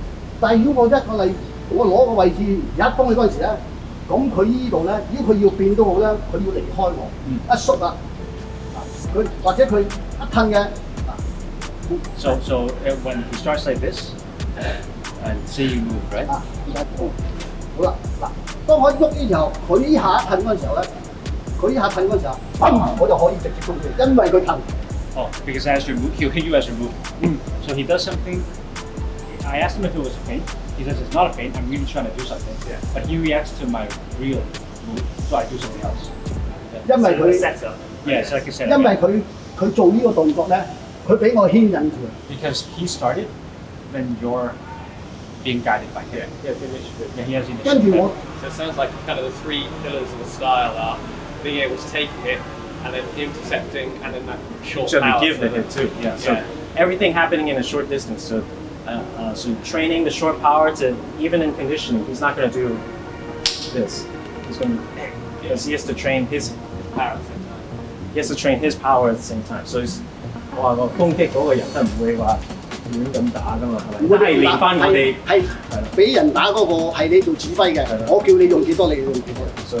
So but for these kind of things, it's like I'm the one in control. I'm going to tell him, feed me more power, feed me more, right? Or feed me less, because that's too heavy. So it's all kind of based on sensitivity, so you're learning that, and also control. So every time he hits, I have to, and not bracing myself the entire time. So I have to train my own mechanics. So the system has the body conditioning and then the short power. 通常練嗰陣時咧，我唔盡量唔俾佢自己練，唔俾學生自己咁樣練，即係佢練傷。我係咧，我認為佢得咧，我睇住佢咧，我帶領住佢哋教佢點。So actually he won't he doesn't promote his students actually practicing this stuff on their own in the beginning. He has to supervise and make sure that I think you're ready to do this thing. It's too easy to get egotistical and want to That's go right, too but hard. it is. So I mean, it carries over into a lot of other partnered exercises for us to just start wailing on each other. But you have to be aware we're not fighting, we're training. Having now seen how these Hakka styles are applied, the relations between them are clear to see. Damien and I came away strongly impressed. Master Ng had a very methodical approach to martial arts training, and some of the best iron body skills I have ever encountered. It's no wonder he has students all over the world. I learned from a lot of teachers, but he's my first Xiaoga Mantis teacher from a long while ago, and that's that. And he isn't his direct student. He's learned from his Kung Fu brother. And he's also perfectly fine with people learning with a lot of teachers, but he has to also respect the other teachers that the students learn from, and he has to respect his co-teacher as well. Like chefs, you know, I mean, you have all these different chefs, they cook the same meal, but there's a slight different flavour they put in it, their own taste to it. And the same with Kung Fu. In each generation, they've added something to it to make it evolve, expand, grow. And martial art has to evolve. If it doesn't evolve, it's going to die. Okay. Thank you, Dan. Thank you so much. So we're back from Hong Kong. All really interesting stuff. What was kind of your biggest takeaway from all the different styles that we saw? Yeah, I think for me, the biggest takeaway was probably looking at like the structure, you know, the body structure with the Hakka styles. Yeah. I think in particular, like looking at the Bak Mei and the Hang Eng's Jiaoga, those really, really deep, like in-depth explanations of the body mechanics. I think it's something that's not really explained publicly, honestly, that much. So I think that was one of the biggest things for me. Yeah, definitely. I'd agree with that. It was very interesting to see how those two styles in particular had parallels with each other, although they're quite different overall. For sure. And it was interesting coming from a different background that obviously structure is important in all martial arts, you know, whether it's Chinese or otherwise, but seeing how they approach structure and going, okay, well, this is unfamiliar to me, but I can see kind of the idea behind it. I can see how this works. Yeah. We're bad at it. But, you know, you can see why it's there. So, yeah, I think that's very interesting. I think why it was kind of interesting is like for us coming from a northern background, like one of the big things with martial arts is often when you're practicing one style and you see other styles do things differently, it's very easy to be biased against them because you're like, they're doing it differently to me. It doesn't make sense from my own perspective. Yeah. But the thing is, when you look at you have to look at the system as a whole, and you have to look at the context of what the system's trying to achieve, why it was created, where it was created, how it was created. And so although like, you know, the Hakka styles are built on very, very different foundations to what we do, and some of the stuff's quite contradictory, you can see that it's a very logical system in how it's put together, and although it works very differently to what we do, it works very well. Yeah. I mean, one of the things that we were talking about with Maxifu was about why Southern Kung Fu is different from Northern Kung Fu. And it's like, oh yeah, that actually you know, makes a lot of sense. But it's interesting you say about how it's different in a lot of ways from Northern styles. When we were looking at Bak Mei, they came out with the line, oh yeah, it's related to Shaolin Kung Fu, which almost everyone says. And we've talked about this in another video. But there were actually elements of it I thought, oh, actually I can see how that relates to my practice. You know, this is a similar principle and this is a similar principle. So although it was different, I could be like, oh yeah, I could actually see how there could be a connection here. It was in the other styles as well, that idea of triple extension. I don't think they necessarily described it that way, but the idea of trying to move forward with your whole body at once and trying to make sure that you're using the foot and the knee and the hip. It made me think of Olympic weightlifting, you know, things like cleans and stuff with a barbell, where you're using the same idea, that extension through all of the joints in your lower body in order to generate power. Right. And it's interesting seeing that showing up in a martial perspective when it's also in like a pure like power weightlifting perspective. Way back when, they were clearly switched on about the optimum way to generate power, because this is how all professional weightlifters do it these days. And I think that's something that I would quite like to explore more, like my own training. Like, okay, if I actually practice these triple extension power moves, how is that going to affect my power in my martial arts training? Yeah, for sure. I think another thing as well, quite related, is iron body stuff. Mhm. I mean, especially like the Jalgar mantis, right? Yes, there was some extreme kicking in the stuff. balls and the whole sucking the balls inside. The chopsticks in the throat was impressive as well. I've been kicked in the throat a couple of times and come off okay, but I don't think I'd like to jab chopsticks into it. Yeah, and I'm just going to grab a chopstick to show. I just want to explain how what he did was different. Very often when people do the chopstick in the throat trick, like I don't want to break this because it's my chopstick, but when people do chopstick breaking, and I can do it, and I used to do it all the time, just as like a novelty thing when you're out drinking with people. So normally when people are doing a chopstick break, it looks like you're pushing it in, but what you're actually doing is pushing it down onto the bone there. Yeah, and so it's actually breaking, this way. Even if you're putting your hand on, you're actually still getting the pressure going downwards. He was actually doing it on his Adam's apple, which is, I feel sick already just doing that. But yeah, that was very, very different, like to the normal kind of gimmicky trick that you see. Yeah. So there was clearly some very, very solid Gong Fu going on there. That for me wasn't as interesting. I know obviously it's quite visually striking, but for me what was of more interest was more of like the rib, the core, you know, the iron body, like of the actual body, because that's obviously somewhere where you're quite injury prone in fighting. Yeah. What for you was the highlight of the trip?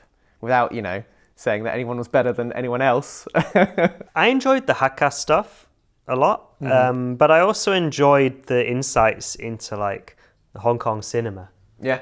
With both Mark Houghton and Sifu Mak Chee Kong. I enjoyed the insights into like how Hung Gar specifically became so prominent. Yeah. Because of its connection to people that were in the Hong Kong cinema industry. Yeah. And Mark did have some great stories. Yeah. I think for me, unfortunately, it's not something that we caught on camera. Talking to Hang when we took him for lunch afterwards, and he started explaining how he actually came up with his iron body system. Right, yeah. And how he'd actually gone and looked at medical textbooks, and he talked to students that were doctors and things, and tried to actually understand what was going on inside the body and what the scientific rationale for it was, so that then he could improve his practice based on that. Yeah. And I thought that was very refreshing from, a lot of times people will take these ancient practices and just, I say do them verbatim, but as verbatim as we know them to be now, what's been passed down and the current interpretation of it. But he was actually like, no, we've got this practice, let's try and use modern knowledge to make it better, which is something that I love doing, myself. And seeing someone else do that, I thought was really, really cool, really interesting. It was good that he was explaining very clearly to us that everything you do needs to have feedback. And you look at that feedback to kind of validate or invalidate what you're doing. Yeah. So he was saying, like, why do I call this, Qigong, or all of his practices were called like Qigong something. And he was saying he's going, well, what is Qigong? Like, you need to be able to actually have some measurable, improvement in what you're doing, how you're developing your breath, how you're developing your body to have these attributes.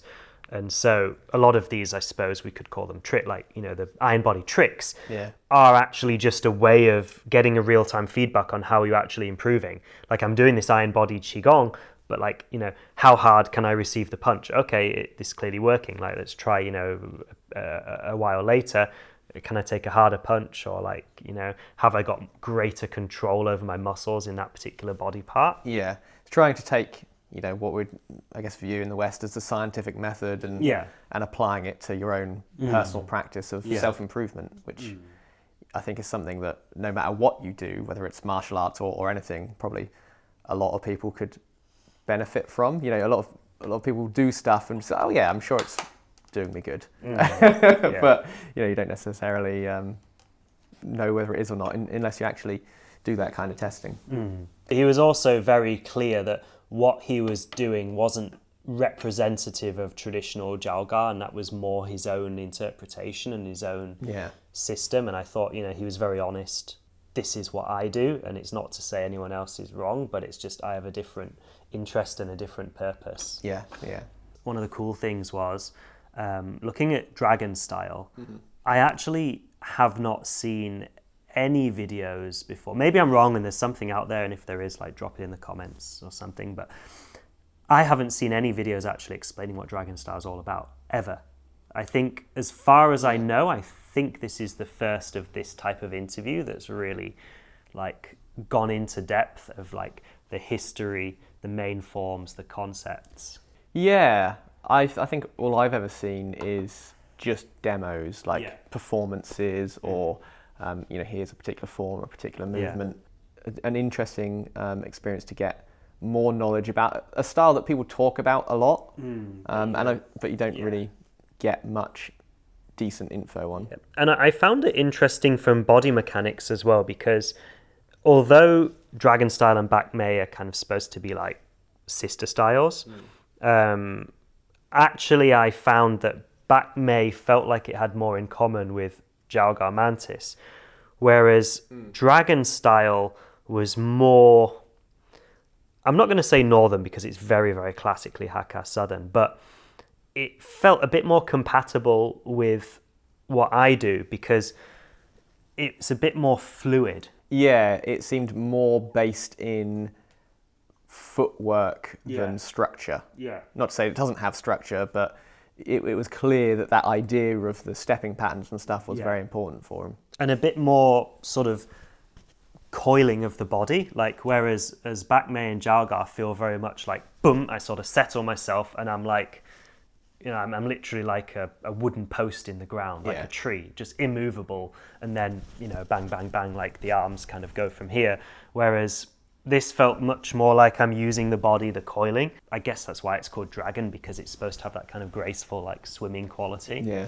So I particularly enjoyed the dragon. Mizong, Lohan as well. Something that I found really stuck out for me there was how much focus they put on weapons. That was really cool. Yeah. A lot of people they'll do weapons because weapons are cool, and they'll do a form, and that'll kind of be it. Yeah. But it was clear that they were really thinking about application of the weapons, how different weapons fought against each other and stuff, which is something that, again, you don't see that often. And the strategy of the weapons as well. I mean, when Ibrahim was explaining, I think it was the was it the Janma Dao, the horse? Yeah. He was really explaining like how to come in with it and how to get the right angle against a longer spear and things. So like really trying to understand actually how the weapons work, I think was really great. And I think just generally it was nice to see a northern style that's got like such an important heritage. Although, let's be real, none of us are going to go out and use a dao or a spear or anything in the street. It's nice to see that stuff preserved because that is the essence of the martial art. It's the health benefits that it gets you, and it's the martial applications. And if you lose the martial side of it, I feel like you lose some of the core, some of the essence. So keeping that alive, I really, really respect. And it enriches your understanding as well, I think, like dealing with the weapons because of the different ranges and distances, and just a lot of the concepts of the weapons give you new insights into empty hand stuff. Northern systems are like based on weapon, like the hand is supposed to be the extension of weapons practice. So understanding like why you've got certain shields like this and things are coming from weapons practice, so it does enrich your understanding a lot. Indeed, and I'm always using Dao as an explanation of like lead hand punching mechanics for people, because in Northern they kind of go hand in hand. So I agree with that, and even from any perspective, like understanding the application of what you're doing in a form means you understand that form better, and you can do the movement better. If you're ever unsure, am I doing this move right? If you understand the application, you can go, oh yeah, I must be doing it right because I can see how this matches the application. If it doesn't match the application at all, you've probably gone wrong somewhere. Yeah, exactly. I think one other thing as well was it was really nice to talk to Jimmy Pong as a fellow Mantis practitioner, because Hong Kong Mantis is quite different to Hong Kong 7-star Mantis, I should say, is quite different to like how it's done in Shandong. So it was quite nice for us to kind of compare, like, same but different kind of thing, like to have that same kind of common language, but also like quite a different flavor. Yeah. So I really enjoyed getting to spend some time and chat with him about Mantis, so that was cool. Indeed, yeah. That probably sums up everything that we have done.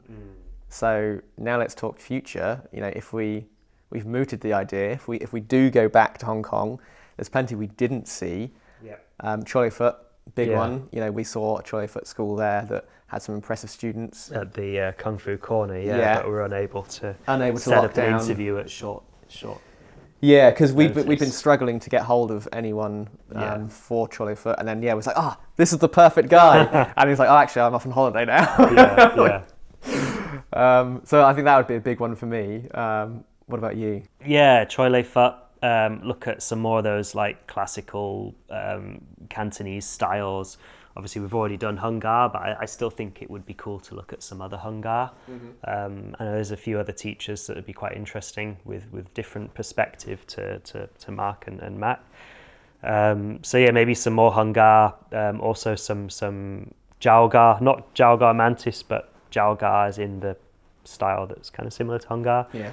So yeah, just those sort of family arts, Mok Gar, Hop Gar, Li Gar, all the different Gars. I don't think all of the 5 families still exist, but whatever is left of them, I think definitely the ones that we can find to look at that sort of stuff. I mean, that's kind of right down the niche of Monkey Steals Peach, really, isn't it? Trying to see these rare things that are potentially in danger of disappearing. Yeah, trying to document them, bring some attention to them.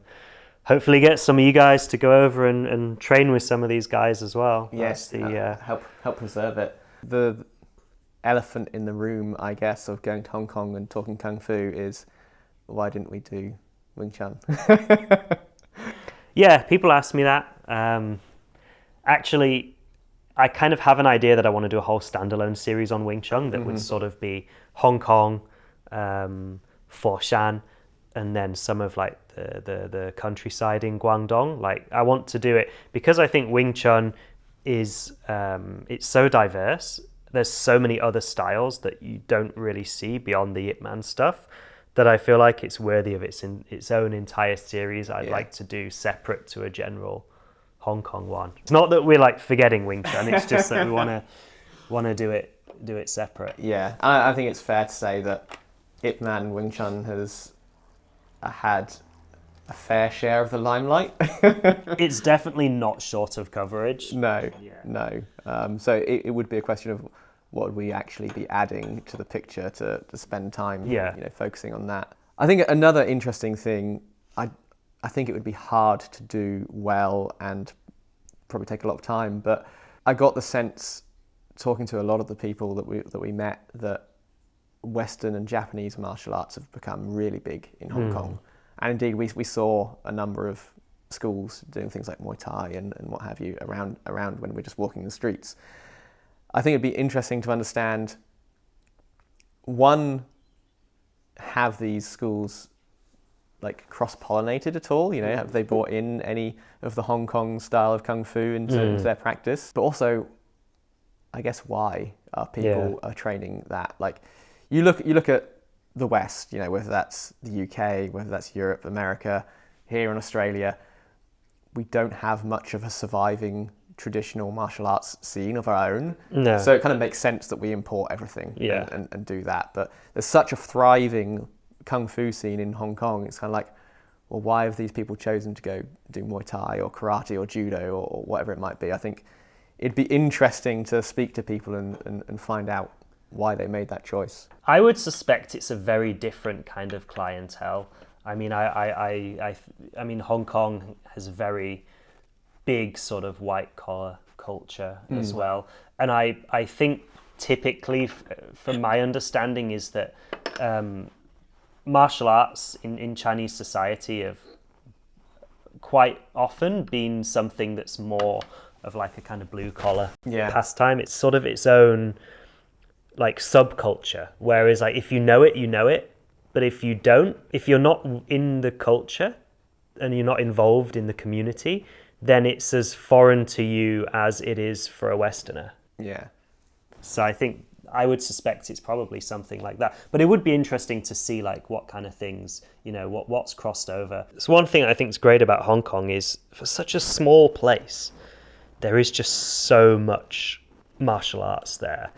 And, you know, the demographics are changing as well. There is a lot more mainland migration sort of since the mid-2000s. And so that's bringing in a lot of northern styles as well. And so now, I mean, we were focusing on styles that have a connection to the local heritage because that's kind of my thing. But there are, you know, you can find like Xingyi and Bagua and Yiquan and Liu He Ba Fa. Yeah, it'll be interesting to see how that landscape changes as time goes on. If you want to go train martial arts in Asia, stop waiting, go. Yeah, I think that's a good one. Really. Yeah, find someone, find a good teacher. There's plenty of them you can search out online, and yeah, do it. And Hong Kong would be a good place, a good gentle dipping of your toe because most people there speak English. Yeah, and you've got visa-free for most Western passport holders. Thank you for joining us on this journey through the Kung Fu of Hong Kong. This trip has been amazing. We dove into the world of Hong Kong cinema, looked at its connection to Kung Fu. We explored the heritage of northern styles that came south, and we learnt about the Hakka people and their rare and unique martial arts. For such a small place, Hong Kong has such a huge variety of martial arts, and we were barely able to scratch the surface. No doubt we will be back again to film more.